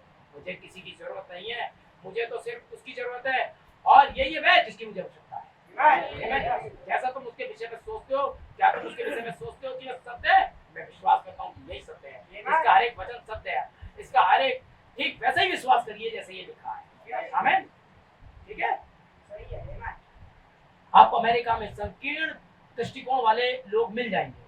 मित्रों, यहाँ पर देखिए, यहाँ मेथोडिस्ट होने या बैप्टिस्ट या पेंटिकोस्टल होने के विषय में, प्रमाणों तथ्यों के विषय में तथा ऐसी दूसरी बातों के विषय में बात विवाद कर रहे हैं, वहीं लाखों लाखों लोग मर रहे हैं। जहाँ हम इन बातों पर, कथाकथित विषयों पर, पता नहीं कैसी कैसी प्रेरणाओं पर बातचीत कर रहे हैं, लाखों लाख लोग रोज मर रहे हैं। प्रतिदिन ऐसा ही हुआ है। हालेलुया। जबकि उन्होंने यीशु मसीह के विषय में कदापि कुछ भी नहीं सुना होता है। यह सच बात है, हर रोज लोग लगभग 40,000 लोग बिना मसीह के फिरे हुए ही मरते जा रहे हैं। हम इस प्रकार ही तर्क करते चले जा रहे हैं। आपको अवश्य ही अन्य भाषा में बोलना चाहिए। क्या आपको अवश्य चीखना चिल्लाना चाहिए? या क्या आपको अवश्य मेथोडिस्ट होना चाहिए? या आपको बैप्टिस्ट होना चाहिए? या आपको पेंटिकोस्टल होना चाहिए? छोटी छोटी बातों पर वाद विवाद करते चले जा रहे हैं। मेरी ये प्रेरणा, मेरी वो प्रेरणा, ये प्रेरणा बिल्कुल सत्य है, ये सच्ची कहानी है, ये झूठी कहानी है। इसी में लड़े मरे जाते। हम जो प्रचारक हैं, मैं सुस्त पड़े हुए, हम जो प्रचारक हैं वो सुस्त पड़े हैं। नबी कह रहा है अपने लिए, भैया जब दुनिया के चक्कर काट रहा, घर पे रखता ही नहीं था, वो सुस्त कह रहा है। अरे हमारे तो इनकी नहीं है, हमने कहा है सुस्त पड़े हुए हैं। यहाँ पर चारों ओर आलस से खुमार में पड़े हुए हैं और कुछ नहीं कर रहे हैं। हम बस अमेरिका के लोगों को बार बार प्रचार कर रहे हैं। यह तो ऐसा है मानो बार बार एक ही चीज को छाना जा रहा है, छाना जा रहा है, छाना जा रहा है। बात तो ऐसे ही, जबकि दूसरे देशों के लाखों लोग मर रहे हैं। बरेली बरेली में, बरेली बरेली में, बरेली बरेली में छाना जा रहा है, छाना जा रहा है, छाना जा रहा है। वो यही तो कहना चाह रहा है। हम हालत से बाबू का धन्यवाद है कि प्रभु बरेली मीटिंग में देता है। शायद मैं 2 दिन बाद यहाँ से निकल जाऊंगा नई जगह कोडरमा छत्तीसगढ़ के रवाना हो जाऊंगा और वहाँ पर 3 दिन की मीटिंग देने वाला हूँ। मैं रुक नहीं सकता हूँ, मुझे जाना ही क्योंकि परमेश्वर ही है तो ये सारी चीजें कर रहा है। ये नए पास्टर्स हैं, नए भाई लोग हैं, है और खुदा ने वहाँ पर इस चीज को रखा। बस कल इसी प्रार्थना कर रहे हैं। मेरे साथ साथ वे सारी चीजें जा रही हैं, मेरे साथ साथ शैतान की आत्मा भी साथ जाती है। हर एक चीज की मैं बाहर होता हूँ, बहुत सारी चीजें आप देख चुके हैं। जरा सा आलस मेरा फोन चुरवा दिया, ऐसा फिर हो सकता है, इसलिए हमें ध्यान रखना होगा। आप लोगों की प्रार्थनाएं बहुत जरूरी हैं जो आप नहीं कर रहे हैं, लेकिन इस चीज ने मुझे सजग कर दिया। अब हो सकता है कि मुझे तो चुरा के ले जाए पर मेरा फोन नहीं चुरा पाया। ये उतना ही सच है जितना कि हो सकता है। वो मैं फिर नहीं खोता हूँ क्योंकि मैं एक ही बार एक चीज को पाता हूँ, उसके प्रति मैं सजग हो जाता है। हमें गलतियों को दोहराना आदत नहीं होनी चाहिए।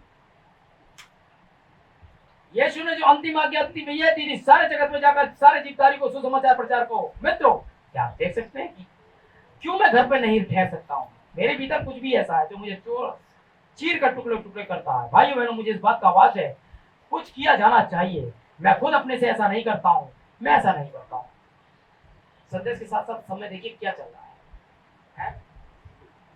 वो भी कह रहा है घर पे नहीं ठहर सकता हूँ और मुझे भी 2 दिन बाद निकलना है। पता नहीं रिजर्वेशन का क्या होगा, लेकिन मैं जाता हूँ।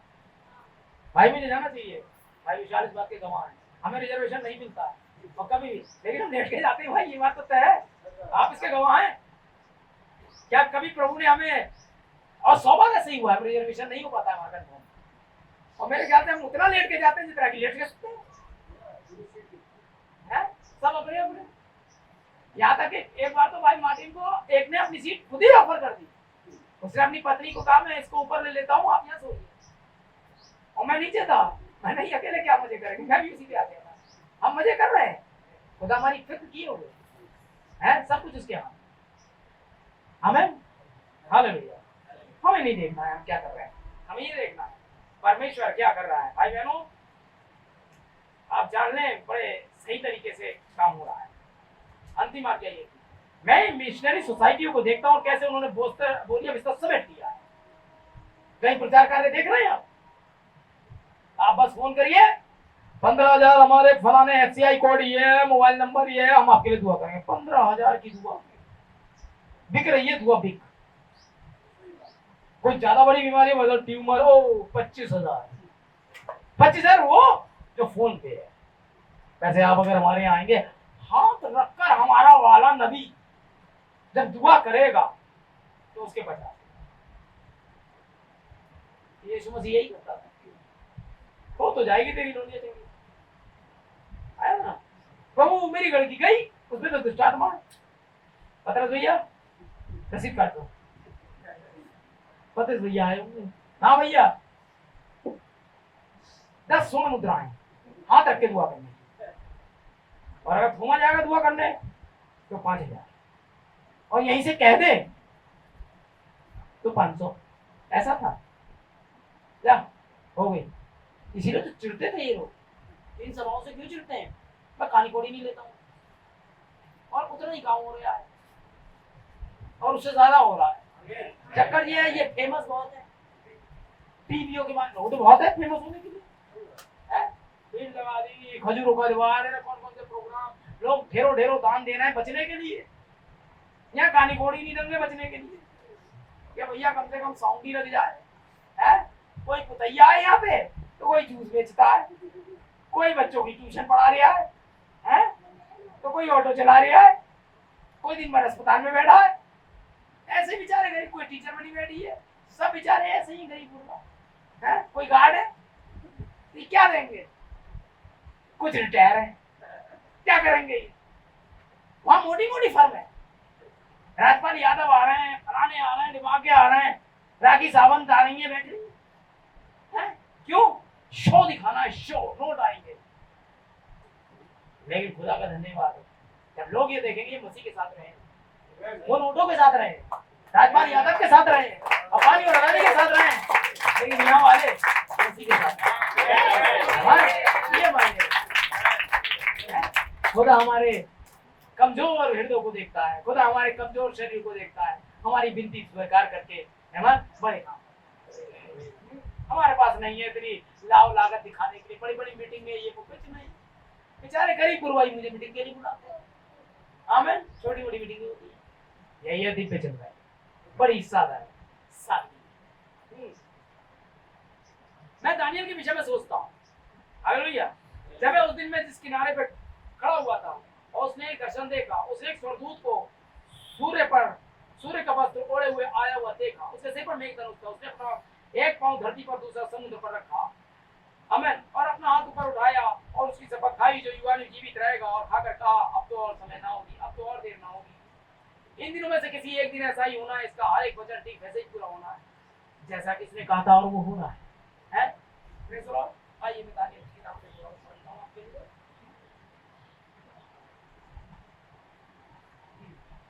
महिमा की ताली में और देखें।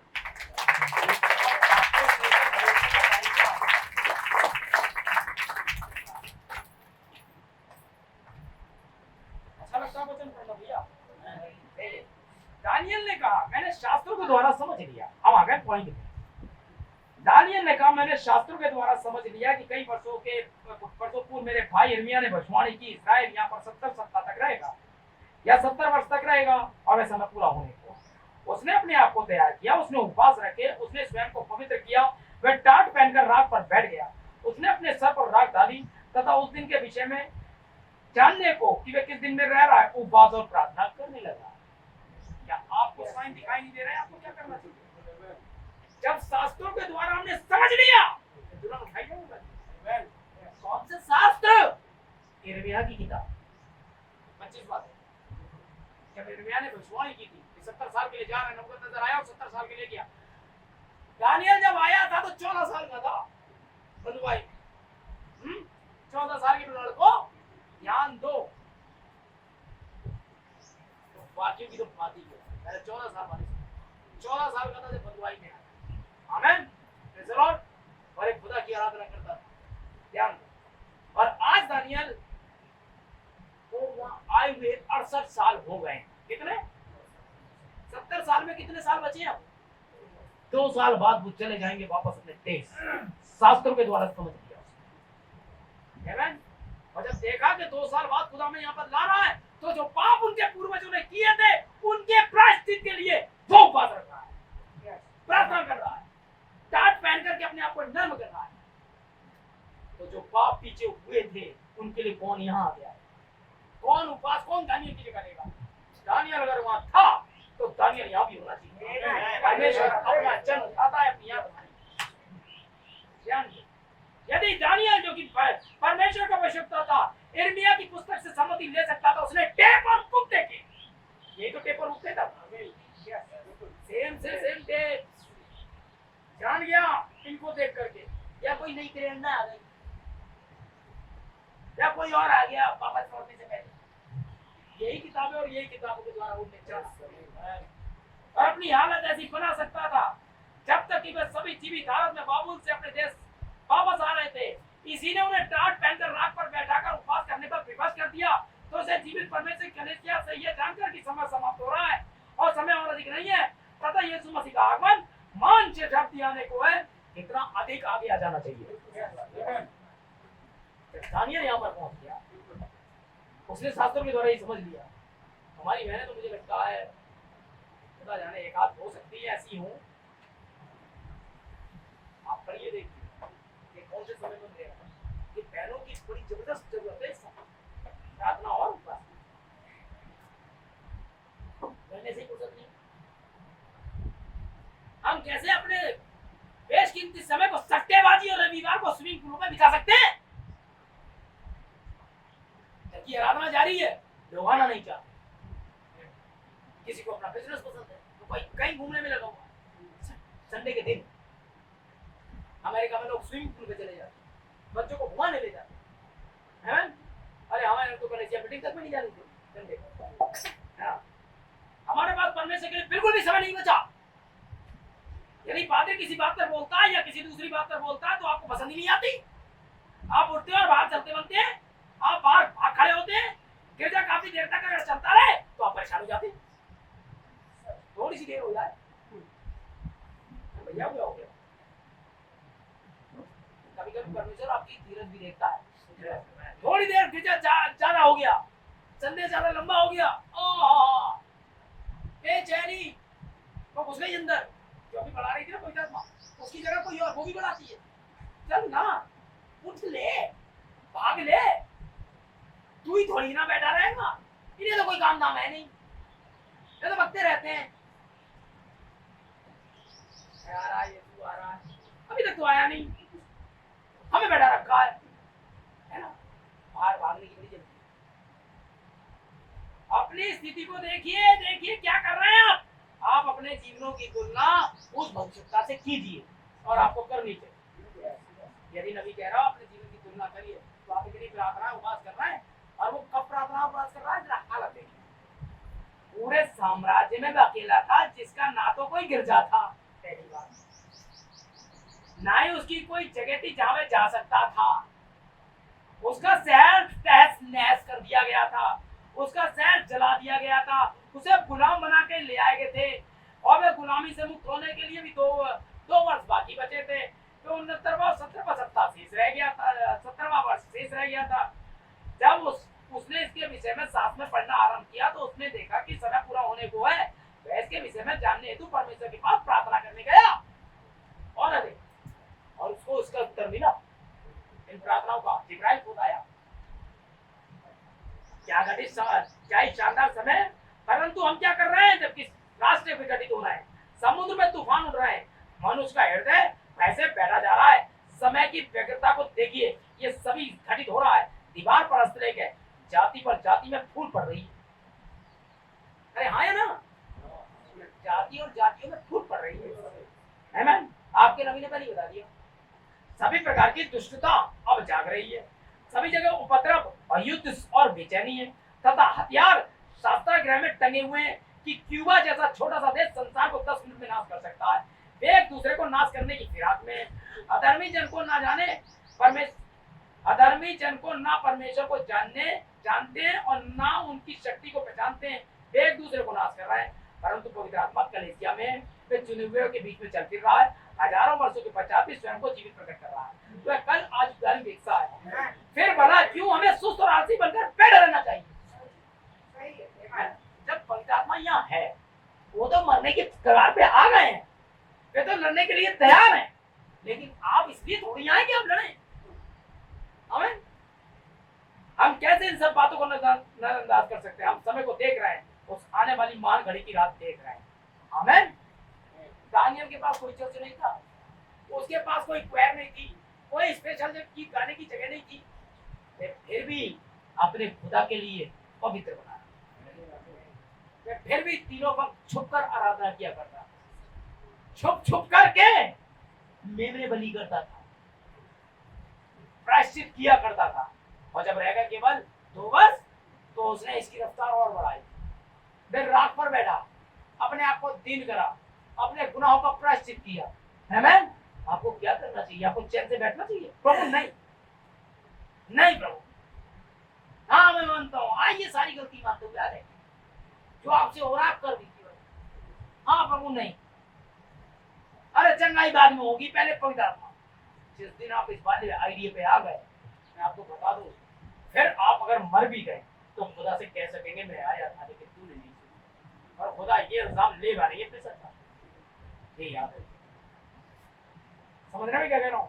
खुदा आपकी मौत का जिम्मेदार नहीं बनेगा, क्योंकि परमेश्वर तो कभी भी नहीं चाहता कोई दुष्ट भी मरे। अभी पढ़ के दिखाऊंगा, ओके? एक दुष्ट भी मरे ऐसा नहीं चाहता। परमेश्वर ने आपकी मत्ती में चंगाई को भेजा, आमीन। परमेश्वर ने एक आवश्यकता को भेजा और उससे कहा तुम्हारे विचार स्वर्ग में बहुत तेज आवाज से बोलते हैं, दिव्य चंगाई लेकर उनको प्रचार करो। तो ये व्यक्ति यहाँ आया, ये इसलिए आया था कि एक संदेश प्रचार कर दिया जाए, ये इसलिए आया था दिव्य चंगाई कलीसिया में जारी कर। लेकिन ये हाथ पे हाथ रख के बैठने से नहीं होगा, क्योंकि ये चीज या ये आत्मा बिना उपवास और प्रार्थना के ना जाती। ढेंगापन एक दुष्ट आत्मा है, गूंगापन एक दुष्ट आत्मा है, समझ रहे? घेंगा एक दुष्ट आत्मा है, लंगड़ापन एक दुष्ट आत्मा है। और मुझे इसलिए अभिषेक किया गया, लंगड़ों को, परंदों को और कंगालों को एक सुसमाचार आएगा, और ये सुसमाचार शब्द में लेना है ताकि लंगड़े खड़े हों। सुंदर नाम घटना फिर से घटित होनी है। अगर प्रेरितों के काम की पुस्तक ऐसा कर रही है तो दूसरे प्रेरितों के काम की पुस्तक ये करे। एक उपरोटी कोठरी में जमा होना ही होगा, फिर से एक बेदारी को आना ही होगा। इसलिए आओ और दिखाओ, you are the God, son of God, परमेश्वर के पुत्र, खड़े हो। आमीन।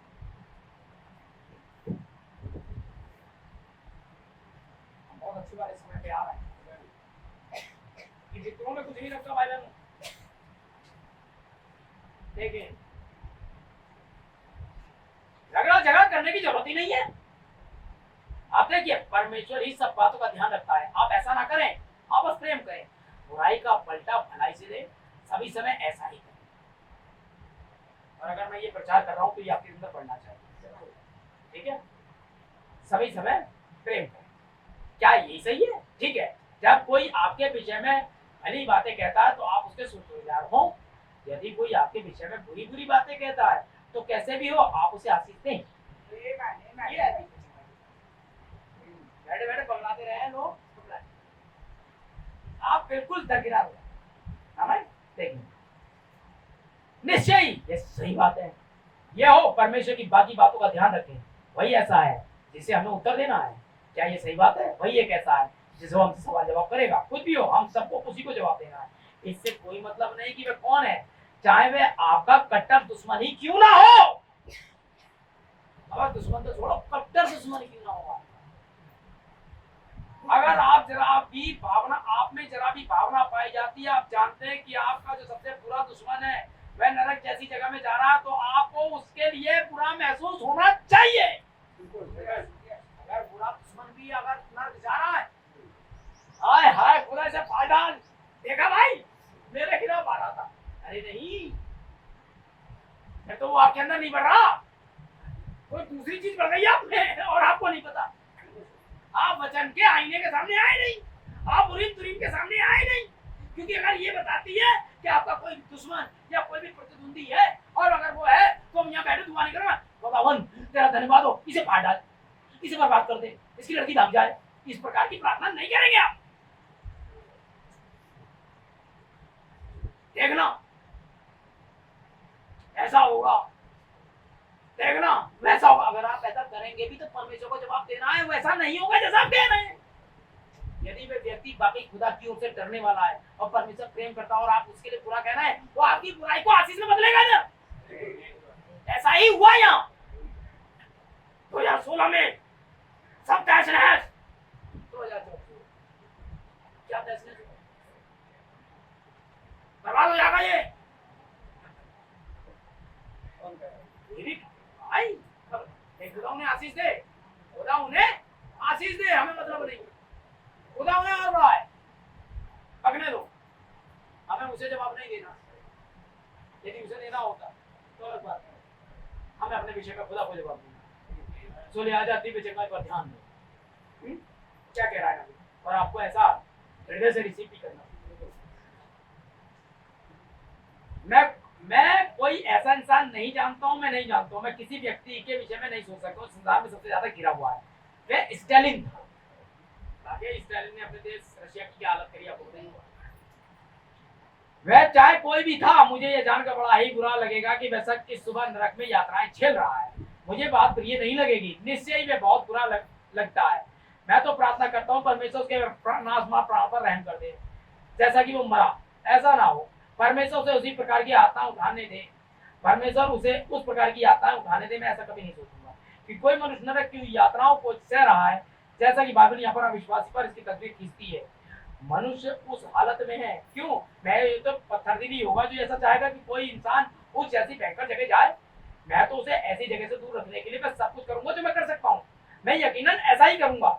अगर उस जैसी जगह चला भी जाएगा तो मुझे उसके लिए गहराई तक दुख होगा। आप कभी ना सोचे कि भाई वो तो नरक चला जाए, वो तो बच जा नहीं सकता, वो तो ये है वो। आपको ये नहीं करना चाहिए, बल्कि आपको प्रार्थना करनी चाहिए। यदि वो आप देख रहे हैं कि वो जा रहा है तो आप कुछ नहीं कर सकते, आपकी सुनता नहीं है तो प्रार्थना तो कर ही सकते। आपने अपना काम कर दिया। यदि वहां पर छोटी सी भी मछली है तो लौट आएगा, बाकी कछुए का तो कुछ होगा नहीं। भी कछुए के लिए हम क्यों चाहें, हम तो यही चाहेंगे कि बचे। ठीक है, इन हालातों में हमें क्या करना चाहिए? देखिए, मुझे तो गहराई तक दुख होगा। आप किसी भाई को बुरा करते हुए देखते हो, आप उसका मार्गदर्शन करने का यत्न करें, परंतु यदि वह नहीं सुनता तो ऐसा करने के लिए सिर्फ एक ही काम है कि आप कैसे भी उससे प्रेम करें, उसके लिए प्रार्थना करें, बात खत्म हो जाती है। रगड़ा झगड़ा ना करें, अपने आप को सही साबित ना करें। नहीं मेरी प्रेरणा ना, ये मैसेज है। बहुत सारे ग्रुपों के साथ मैं जुड़ा हुआ हूँ, आपको बताऊं, क्या कभी आपने मेरे कमेंट्स देखे आते हुए?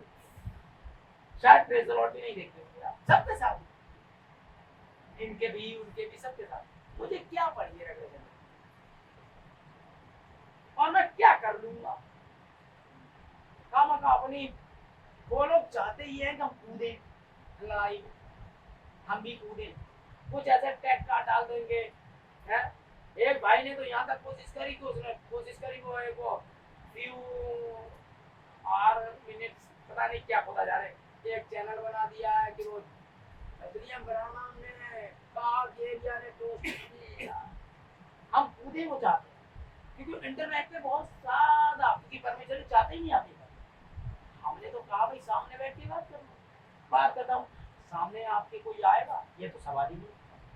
आप कैसे, शैतान नहीं जानता किससे लगना चाहिए किससे नहीं, क्योंकि 100% उनमें वाली आत्मा नहीं है। जो नबी को ही गलत साबित कर रहा है तो मसीह विरोधी है। और मसीह विरोधी आप नहीं जानते, लेकिन वो अंदर जो स्पिरिट को जानती है सामने वाला, सीधे सीधे तो नहीं है। आमीन। और अब तो शैतान बिल्कुल भी नहीं आएगा, क्योंकि पतरस को देख चुका है, पौलुस को देख चुका है, और वो प्रतिज्ञाओं को जानता है। इस समय की कलीसिया बहुत खतरनाक है, इसीलिए परमेश्वर ने भी उसे 7वीं मोहर में छिपा कर रखा है।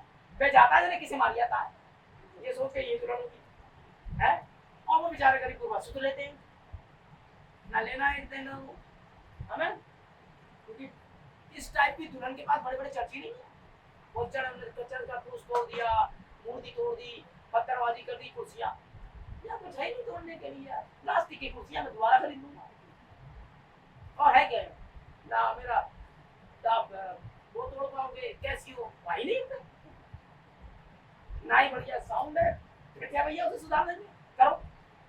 लेकिन एक बार तुम इसमें घुस गए, परमेश्वर आप अपने घर तक पहुंच जाओ, खुदा जाने।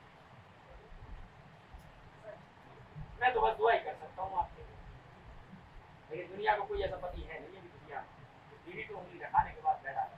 खासतौर से यीशु मसीह से उम्मीद ना करें, मेमना भी सिर्फ आपके लिए है, वो बाकी के लिए मेमना नहीं, आपके लिए है वो सी, और गुर्दे वाला ही होगा जो शेर के पिंजरे में कूद जाए।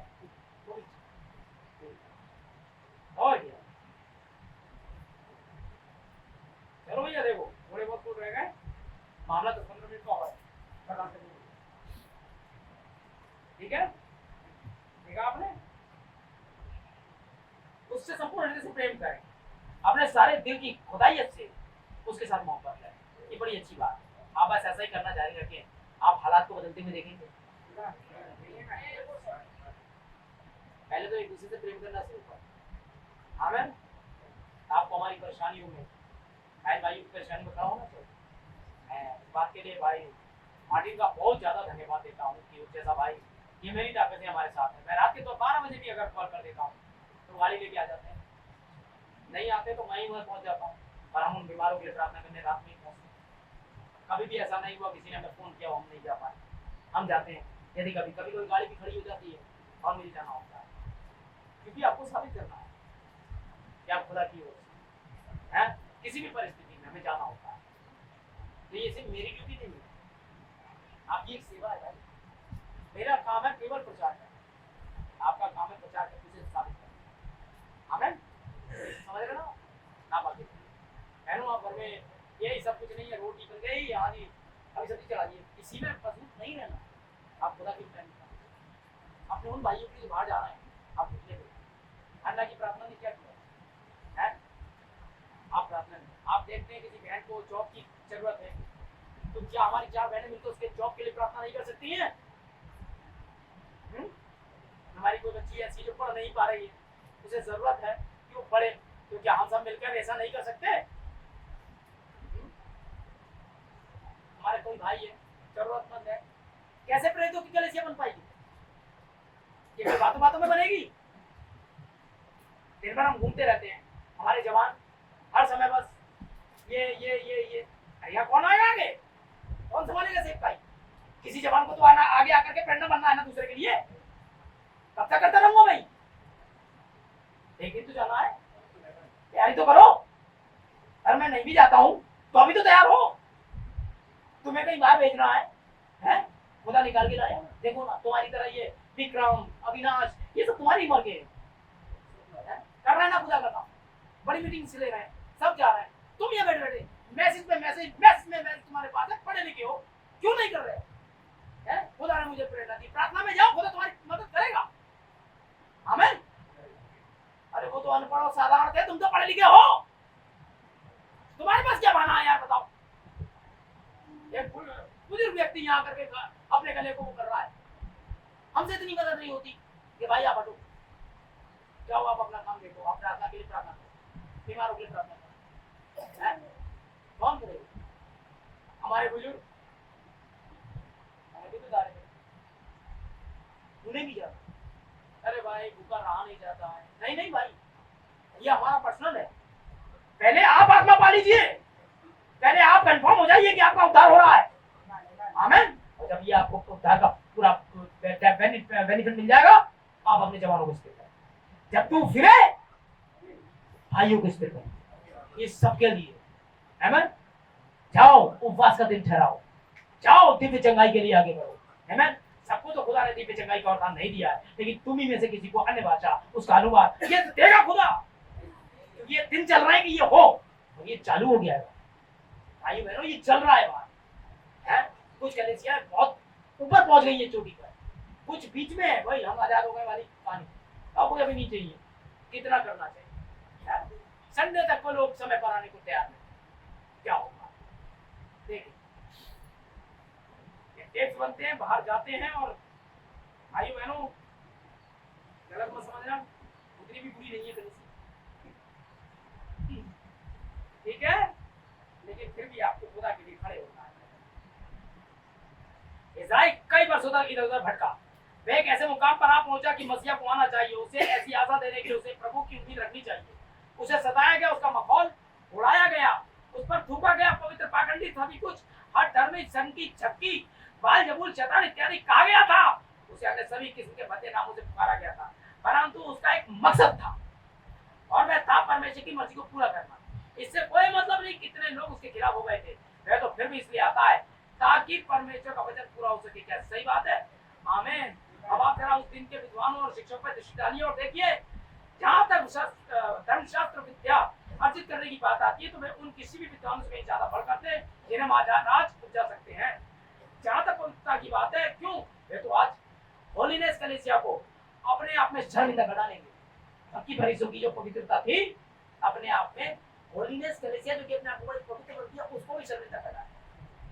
इतने पवित्र थे, फिर भी समय के संदेश को नहीं पहचाना और समय के संदेश को क्रूस पे टांग दिया। आमीन। जबकि आज रोमन कैथोलिक पादरी करते हैं जो मुश्किल सही उनके जैसे नहीं है, क्योंकि वे तो भारी अपनी पल्लियों में रहते हैं, परंतु इन सबको तो एक स्थान में एक वहीं पर मंदिर में रहना था। वहां पर हजारों हजार लोग होते थे, वे वैसे ही अलग रहते थे जैसे समर्पित लोग थे, जैसे वेटिकन सिटी में ये लोग रहते, जैसे फादर वगैरह बड़े पवित्र हैं, सब कुछ बड़ा पवित्र है मामला। उस समय भी ऐसा ही था। उस समय वो लोग राजकीय समाज के लोग मंदिर के आसपास ही रहते थे और पवित्रता से विद्या प्राप्त कर लोग थे। उन्हें सारा का सारा अर्थात शब्द जानना होता था। इस प्रकार सब कुछ को महारत हासिल करनी होती थी, क्योंकि एक शब्द में हेर फेर की मामले में सारा का सारा अर्थ ही बदल जाता था। अगर एक शब्द भी हेर फेर हो जाए तो इतने ज्यादा पाक थे कि सारा का सारा प्रोनाउंसिएशन ही चेंज हो जाएगा। आमीन।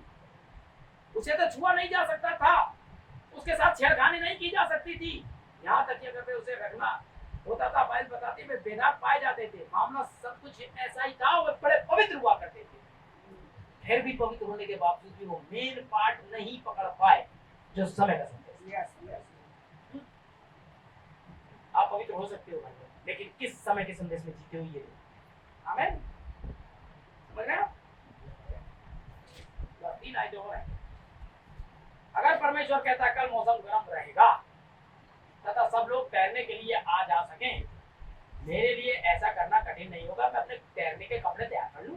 यदि परमेश्वर ऐसा कहता है कि कल मौसम गर्म रहेगा, अगर मैं कहता कल सारे दिन बारिश होगी, तो मेरे लिए कठिन नहीं होगा कि मैं अपने लिए छाता लेकर आ जाऊं। आप तैयारी देख रहे हैं? यदि खुदा ऐसा कह रहा है तो आपको तैयारी कैसे करनी है?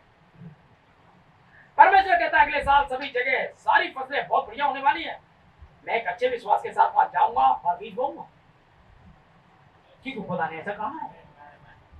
अगर परमेश्वर कहता है कि आज रात हमारी एक बड़ी सभा होने वाली है, जो चाहे मेरे दिमाग में वचन का कोई लेख भी ना हो तो भी मैं जाऊंगा, कैसे भी हो, ऐसा तो वो करेगा ही करेगा, क्योंकि उसी ने ये कहा है। और अगर परमेश्वर ने ये कहा है तो मामला निपट गया, ऐसा ही होगा।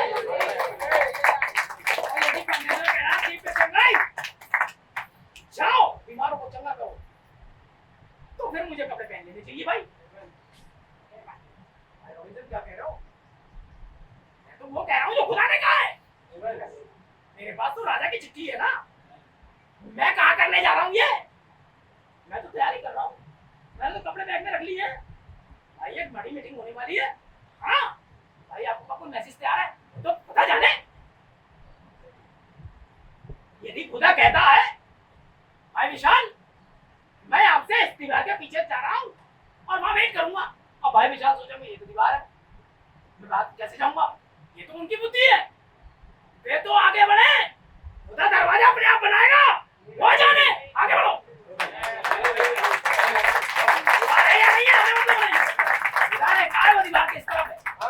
तो यहाँ से घुसना है। जब खुदा ने कहा है तो मतलब कुछ नहीं सही है। उसमें छेद कैसे होगा, उसमें दरवाजा कैसे बनेगा, ये खुदा ने मुझे नहीं बताया। मुझसे कहा था इधर दीवार के अंदर उधर खड़ा हूं मैं। पतरस क्या हुआ, लहरें हैं, नाव से बाहर आओ और आ।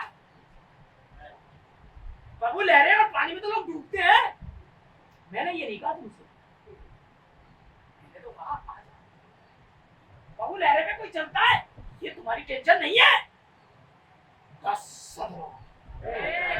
खुदा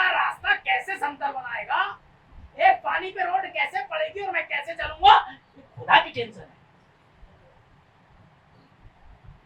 इस प्रकार की विश्वासी चलिए, आप उतरिए और पानी पे चलिए। भाई ऐसा कैसे हो सकता है? मुझे नहीं पता, खुदा ने कहा है, मामला निबट गया। आमीन। जो विश्वास करे उसका और बपतिस्मा ले उसका उद्धार होगा। मुझे नहीं पता कैसे होगा, मैं तो पानी में कूदने जा रहा हूँ। भाई क्या कह रहे हैं? हाँ, पादरी कहाँ है मेरा? भाई ये रखे कपड़े, ये रखी तौलिए, और वहां है नदी। अब कौन मुझे रोक सकता है? भाई ऐसा आप क्यों कर रहे हैं? भाई मुझे बपतिस्मा चाहिए। तो मुझे कोई आत्मा पाना है। भाई आपको कोई आत्मा क्यों पाना है? क्योंकि उसने कहा जब तक कोई जल आत्मा से ना जन्मे खुदा के राज्य में, मुझे खुदा के राज्य में जाना है। तो भाई आगे आप क्या प्लानिंग कर रहे हैं वो तो खुदा जाने। मैं तो पहले ये कहा ना बपतिस्मा लो, और मैं विश्वास कर चुका, मैं जा रहा हूँ। आमीन। ये तो पंगे बंद कर ले बस, लाइक कहिए आमीन। मैनों की तरफ का छोड़, तो क्या करना है आपको? आपको आगे बढ़ना है, अब काम खत्म करना है। अब आप काम खत्म करने के बारे में सोचिए, यही अंतिम आज्ञा है। उनमें ये चिन्ह होंगे, ये मैंने नहीं कहा, यही है दिग्विजय। संपूर्ण के साथ आइए और ये यकीन करते आइए कि मैं जा रहा हूँ प्रार्थना में, मैं जा रहा हूँ दानियल की तरह उपवास में, मैं जा रहा हूँ परमेश्वर के वचन को पूरा करने के लिए, और मैं ही वो बंदा हूँ। उनने बपतिस्मा लिया तो मैं लेके ना ना ना, ये तो उसकी कहानी। आप आगे विश्वास के लिए आपको बुलाया। वो बहन, अच्छा ये बहन कर लेगी तो मैं भी कोशिश करूंगी। ना ना ना ना, आप कोशिश करें, पहले ये प्रार्थना करेगी तो मैं करूंगी। नो नो नो, आज ही से शुरू करें। रॉबिन्सन, ये तो आप कह रहे हैं, मैं नहीं कह रहा हूँ, नहीं रहेगा। मैं तो वो कह रहा हूँ जो उसने कहा। कुछ भी ऐसा नहीं था जो मेरी तरफ से था, मैंने वही पढ़ा जो वहां से था। यहाँ तक कि टाइटल तक वही है जो उसका है, मैंने कुछ नहीं कहा, और मैं वही कहूंगा जो उसने कहा है। ठीक है भाई। इसलिए देख ले, अगर आप बीमारी से परेशान हो और लगभग मौत के कगार पर आ पहुंचे हो, और परमेश्वर ने कहा है मैं यहोवा तुझे चंगा करता हूं, इससे जरा भी विचलित नहीं होते हैं, आप बस आगे बढ़ते हैं। परमेश्वर ने ऐसा कहा है, यह तो अब आपके अचेतन विश्वास पर है, आप बस उस पर विश्वास करते हुए आगे बढ़े हैं। खुदा ने कहा है मामला वही निपटा लेगा। चंगा ही भाई, अभी तो कोई फायदा नहीं हो रहा है, ये आपके ऊपर है, अभी तक आपने उठाई नहीं। वहां अंगूर की अगर प्लेट रखी है, मुझे अंगूर नहीं मिल रहे हैं, मैं अंगूर देख सकता हूँ, वहां अंगूर बहुत अच्छे हैं, मैं कैसे खाऊं? अरे वहां जा तो यार, उठाओ से भाई। संतरे की टोकरी वहां टंगी है, सीढ़ी लगा जा। एक प्रोसेसिंग है वहां तक आने की, अचेतन मन का विश्वास कि खुदा ने कहा है मामला निकल गया। पहाड़ में गई बीमारी और पहाड़ में गया शैतान। खुदा का धन्यवाद हो कि हमारे पास प्रतिज्ञा है, और हम इसे यूं ही नहीं ले सकते। अब आगे बढ़ेंगे और हर खजाने पर डकैती, अब्राहम की तरह। आमीन। सब हमारा है, छोड़, सब मेरा है, छोड़। आमीन। एक बार मेरे पास एक नेता बनने का प्रपोजल आया था। मेरे पास्टर ने कहा था ये जो है राजनीति शैतान की ओर से, मैं उसे भूल गया, और अच्छा ही किया। अब मुझे लगता है खामखा ईसाइयों का ही नेता बनने से क्या फायदा है, मुझे तो पूरी कायनात पर नेता बनाने के लिए चुना गया है। आमीन। तो अगर मुझे चुना गया तो सीधे सीधे आपको भी चुना गया। हीलिंग मंत्री, हीलिंग मिनिस्टर, टंग मिनिस्टर, सब अलग अलग बैठे हैं। Interpretation minister, teacher minister, profit minister, अब हर एक मिनिस्टर है यहाँ। अब यहाँ पर तो कुक मिनिस्टर तक है, होम मिनिस्टर, और जाने कौन कौन से मिनिस्टर यहाँ बैठे हैं। सोनू टी मिनिस्टर, सब है यहाँ। हर एक सेवकाई में आप सेवा है खुदा की। आमीन। आपको नहीं लगता आपको यीशु मसीह से प्रेम करना चाहिए? आपको शर्म आएगी ये कहते हुए कि यीशु मसीह में आपसे प्रेम करता हूँ? मुझे नहीं लगता कि आपको आएगी, है ना? आगे बढ़िए और उससे प्रेम करिए। आमीन। और मैं करता हूँ, शर्मिंदा मत होइए कहने के, बाबू जी मैं आपसे प्रेम करता हूँ, मेरी मदद कर रहे हो, मुझे वो पाने दें। कोई भी चीज आपके सामने ठहर नहीं पाएगी अगर आप वास्तव में प्रेम करते हैं। वह ना बीमारी ना भूखमरी कुछ नहीं। मैं जानता हूं मैं पिता से प्रार्थना करूंगा और मैं तुम्हें एक और सहायक अर्थात चैन देने हारा देगा जो पवित्र आत्मा है। अतः मैं एक व्यक्तिवाचक सर्वनाम जो कि वे एक दे थी मैं चाहता हूं इससे पहले कि मैं जाऊं मैं पिता से प्रार्थना करूंगा वह पिता मुझ में है वह तुम्हारे पास एक और सहायक भेजेगा। अप्लाई करा भेजेगा जो कि पवित्र आत्मा है। बड़े ध्यान से भाई बहनों यह समय मुझ में है। जब वह आता है तो वह जगत को पाप के विषय निरुत्तर करेगा। जो काम मैं करता हूं वह तुम भी करोगे। अब मैं चाहता हूं तुम सारे जगत में जाओ जीवधारियों को सुसमाचार का प्रचार करो। आमीन। देखिए उसने इसे संत यूहन्ना 14 अध्याय में समझाया। मैं अपने पिता के घर जाता हूँ क्योंकि वहां पर रहने के बहुत सारे राज भवन है। मैं जाऊंगा और तुम्हारे लिए एक जगह तैयार करूंगा और मैं किसी दिन तुम्हें लेने के लिए वापस आऊंगा। मैं तुम्हें अपने साथ ग्रहण करूंगा ताकि जहां मैं हूं तुम भी रहो। जो काम मैं करता हूं तुम भी करोगे। आमीन। थोमा ने बल्कि फिलिप्पुस ने उस पर दृष्टि डाली और कहा तू हमें पिता को दिखा दे। वे कौन है जिसके पास तू जा रहा है? क्या बोला? क्यों? मैं तुम्हारे साथ इतने समय से हूँ, क्या तुम मुझे नहीं जानते? जब तुमने मुझे देखते हो तुम पिता को देखते हो। पिता मुझ में है। विश्वास करो मैं और पिता एक हैं। या तुम इन कामों को ही विश्वास करो कि जो पिता मुझ में है कर रहा है। ये मैं नहीं हूँ जो इन कामों को करता है, वह तो पिता मुझ में है वही इन कामों को करता है। अब आप मैं पवित्र आत्मा नहीं हूँ। अभी ऊपर पड़े हुए विश्लेषण में व्यक्तिगत सर्वनाम संज्ञा से पढ़ता हुआ आ रहा हूँ।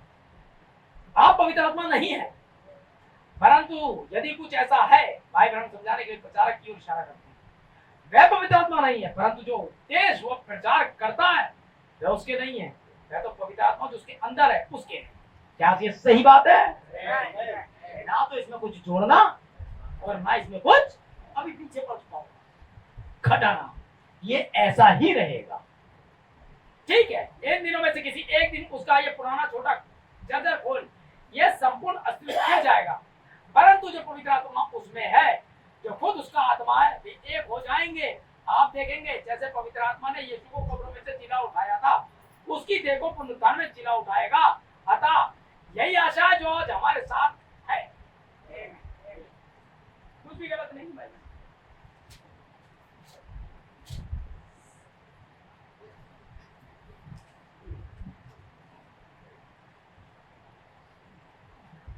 फिर पौलुस इन रोमियो के 9वें अध्याय में क्या कुम्हार को मिट्टी पर अधिकार नहीं कि वे एक लौंदे से एक बर्तन आदर के लिए दूसरा अनादर के लिए बनाए ताकि उन पर अपनी महिमा को प्रकट करे उसका सम्मान करते रहे? क्या ये सही नहीं है?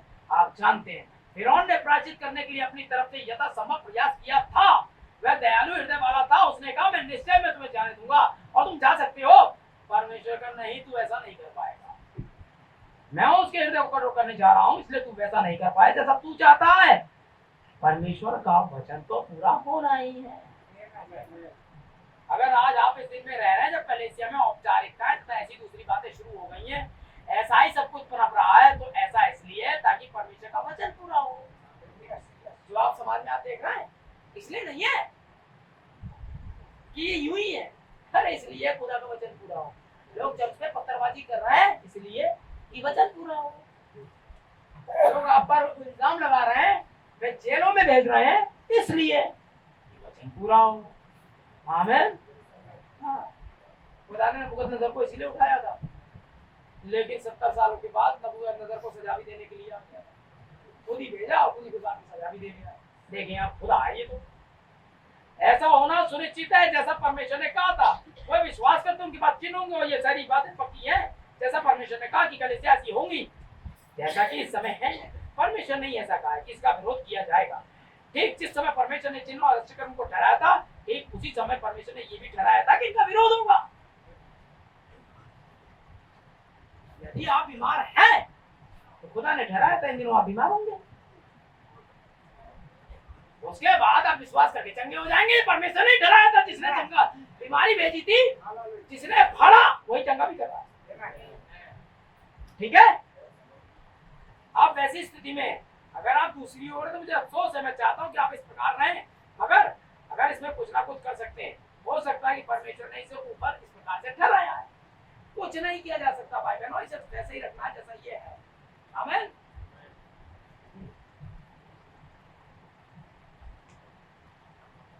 आप तब तक मसीह नहीं हो सकते जब तक परमेश्वर ही आपको ना चुन ले। आप खुद में तो मसीह हो सकते हैं, लेकिन उस मसीहत को तब तक ग्रहण नहीं किया जाएगा खुदा ही आपको ना चुने।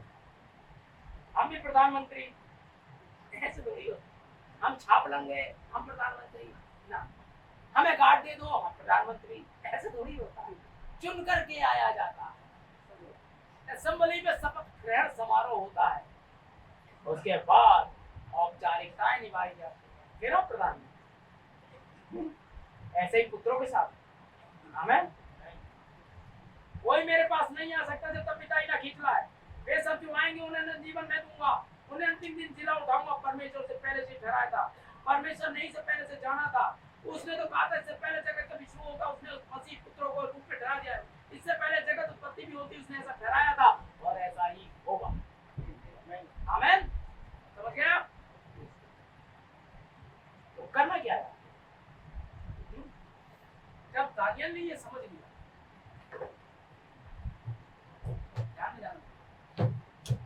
जब दानियल ने ये समझ लिया ये समय खत्म हो गया, तो क्या किया उसने? जब यीशु ने ये जान लिया कि वो जा रहा है, तो कुछ प्रतिज्ञाएं दी उसने। देखो मैं जा रहा हूं, लेकिन चिंता मत करना, मैं तो जा रहा हूं, लेकिन एक और आएगा, अब आगे हो जाए। जब तक मैं नहीं आता हूं तब तक वो तुम्हारे साथ रहेगा। उसको मैं पवित्र आत्मा के नाम से दे रहा हूं, ठीक है? और जब आप वापस जा रहे होंगे और जब आपका अंतिम समय आए, तब आपको करना क्या है? जब आप ये शास्त्रों के द्वारा, टेक्स्ट के द्वारा आपको क्या कर जान ले इस समय समाप्त, तो आप इस ताकत को अर्जित करने के लिए, इस तेल को अर्जित करने के लिए क्या कर सकते हैं? ये वाक्य होता है दिव्य चंगाई जारी है। परमेश्वर अपने चिन्ह और चमत्कारों को वापस नहीं ले गया अपने साथ कि नहीं भाई ये तो थोड़े दिन के लिए थे, जेलों की तक है, अब नहीं। आज भी मुर्दे जिंदा होंगे, आज भी अंधे देखेंगे। अगर इस प्रकार की शिक्षा कलीसिया में प्रचार की जाएगी तो परमेश्वर इस आदर का, सम्मान का उत्तर देगा। तो कलीसिया को करना क्या है?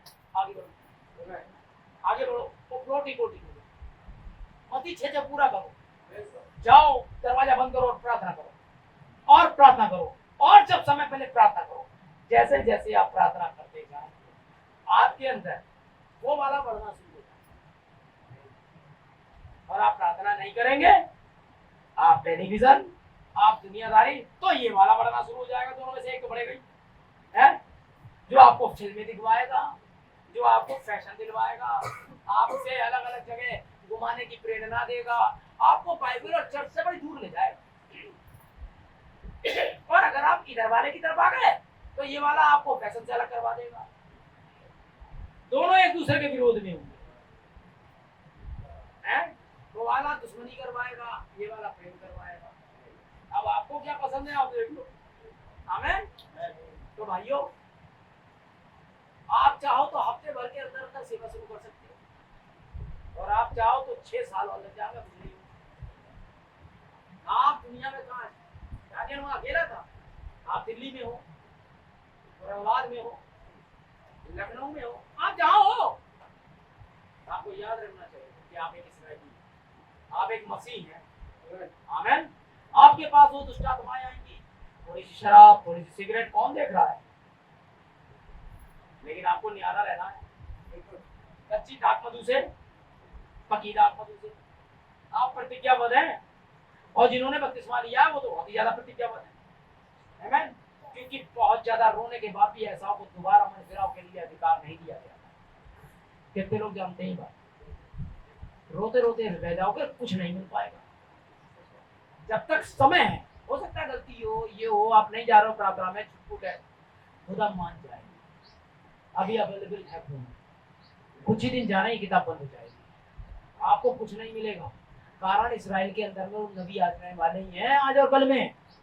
नबी जाग जाए तो आपका टाइम खत्म हो जाएगा, आपको रैप्चर में जाना है। आप दिन दुगनी रात चौगनी जैसे आप ऑफिस में कर रहे हैं वैसे यहाँ करें। और मैं आपसे कह रहा हूँ, आप पैसे की फिक्र ना करें, आप किसी भी चीज की खाने की फिक्र ना करें, आप पहले पवित्र आत्मा की फिक्र करें। अगर आपने ये कर लिया, बाकी फिक्र खुदा कर देगा। उसी ने कहा था गौरैयों की ओर देखो, जब वो गौरैयों की चिंता करता है तो वो आपके खाने की चिंता करेगा।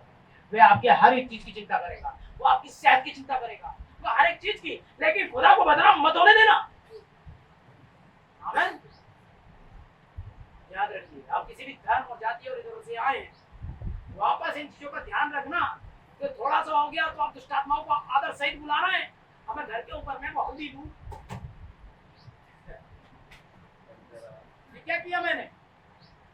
कम ऑन डेविल, वहां कब तक बैठे रहोगे यार? आओ, हमने उसे बुलाया, और अगर हमने उसे बुलाया जो था ही नहीं तो वो आएगा भी जो था ही नहीं, क्योंकि हम तो उसे बिना आए हुआ मानते हैं। हमने उसका सम्मान क्यों नहीं किया जो खुदा था? खुदा हमसे इस बारे में बात करेगा भाई। अगर आप इस छत के नीचे हैं तो आप जान लें, एक विश्वासी की शादी सिर्फ विश्वासी से ही होगी। आप परमेश्वर के पुत्र हैं और खुदा अपनी महिमा किसी को देगा नहीं, आपको भुगतना पड़ जाएगा भाई। बात मानिए ना हो जिंदगी भर, ये तो ठीक है, लेकिन बिगड़ा मत। अरे नहीं भाई, अरे उसने ऐसा, ये सब शैतानियत है। क्योंकि जहां आप थे, आप समझ रहे हैं मैं क्या कह रहा हूं? जहां आप थे, मुझे बताइए क्या खुदा आया था वहां? आपको नहीं पता। जिसे खुदा ने जोड़ा है, ना कि जिन्हें फेरों ने जोड़ा है, ना कि जिन्हें कोर्ट ने जोड़ा है, ना कि जिन्हें किसी ने जोड़ा है, आमीन, ना कि जिसे पंडित ने जोड़ा है। जिसे खुदा ने जोड़ा है उसे खुदा अलग नहीं होने देता है। खुदा अपनी बात मानता है, किसी की नहीं मानता। इसलिए जागो और आंखें खोलो कि जिस खुदा के साथ आप रहते हो वो बदला लेता है। आमीन। लेकिन ये अच्छा है कि रहम दे दिए, आप घर में जाओ और माफी मांगो, प्रभु हो गए। तो खुदा है, वो तैयारी करता है। यही तो सबसे बड़ी हैरानी की बात है, हमने हर किसी धर्म में नहीं देखा। वहां तो त्रिशूल पहले तैयार, अच्छा ये ले क्या ये पहले तैयार है, यहाँ दया वाला है। आमीन। ये वाला या नहीं है? इसलिए आप प्रार्थना में जाओ। ये गलत है। अगर आप एक मसीह हैं तो अपनी पहचान भाइयों से दें। आप इतना सुन रहे हैं उसके बावजूद भी, आमीन, भुगतना उसे पड़ता है जो अगर ना कोई बिलीवर वहां है उसे भुगतना पड़ जाए। मैं अपने घर में ये जो गलत होते हैं क्रिसमस कोई मैं तो मानता नहीं। अगर जब मैं इन्हें नहीं मानता बाकी क्या मानूंगा बताओ? और मैं इनके साथ में सहजादी वो करूंगा सहभागिता, तो इन्हें कुछ ना होगा। रॉबिन्सन कहें आजा बेटा तू है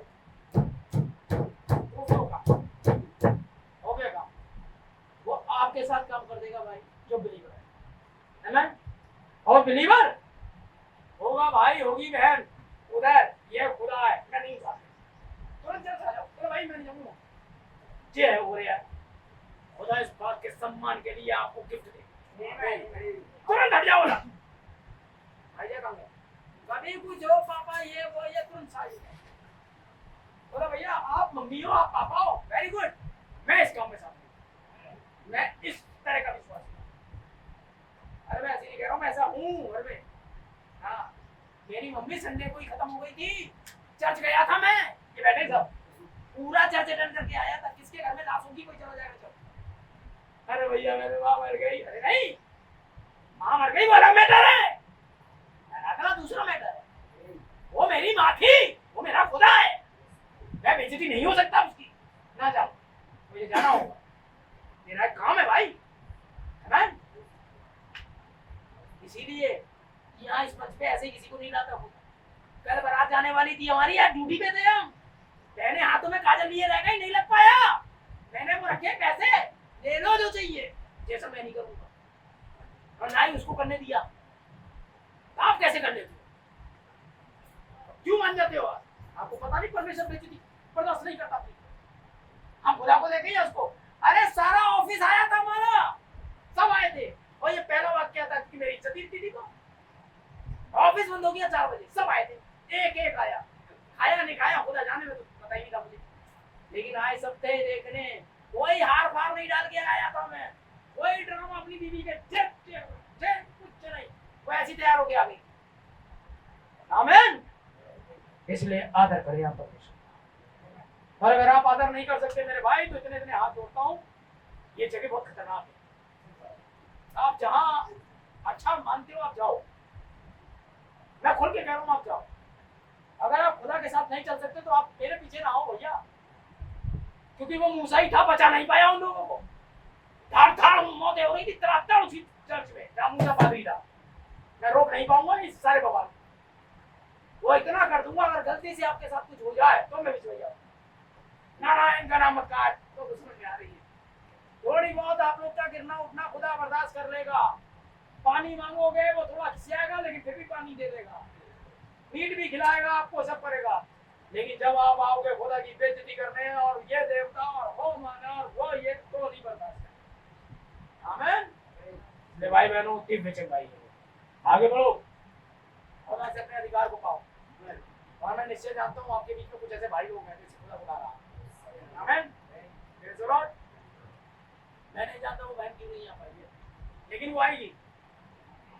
अब है तो है भाई, हम तो इस बात के लिए परमेश्वर के धन्यवादी थे कि मुझे जिंदा करेगी ये कोई बड़ी बात नहीं है आपके लिए। आमीन।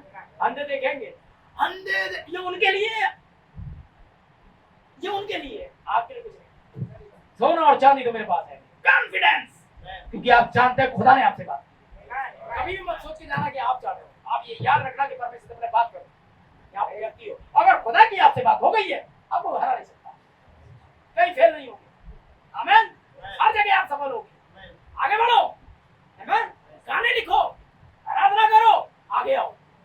आमीन। Praise the Lord. इन्हें वहीं बैठाओ जहाँ ये है, जाओ भाई प्रार्थना। आमीन। प्रचार करो, सुसमाचार प्रचार करो। ये संदेश सुनते बहुत सुंदर। डेट ठहराओ कब होगा बपतिस्मा, फटाफट बपतिस्मा दो। फास्टिंग मीटिंग रखो, होली केवन रखो, खुद करो जो करना है करो, सारी आजादी है। आमीन। लेकिन सब कुछ आदेश के अनुसार। आमीन। Praise the Lord. आमीन। दवाई आ रही, हम ऑर्डर में ला रहे हैं, सारी चीज आने वाली है। आमीन। Praise the Lord. और बहुत जल्दी यही कैमरा होगा, यही मंच होगा और यही बात पिलर ऑफ फायर होगा। जय जय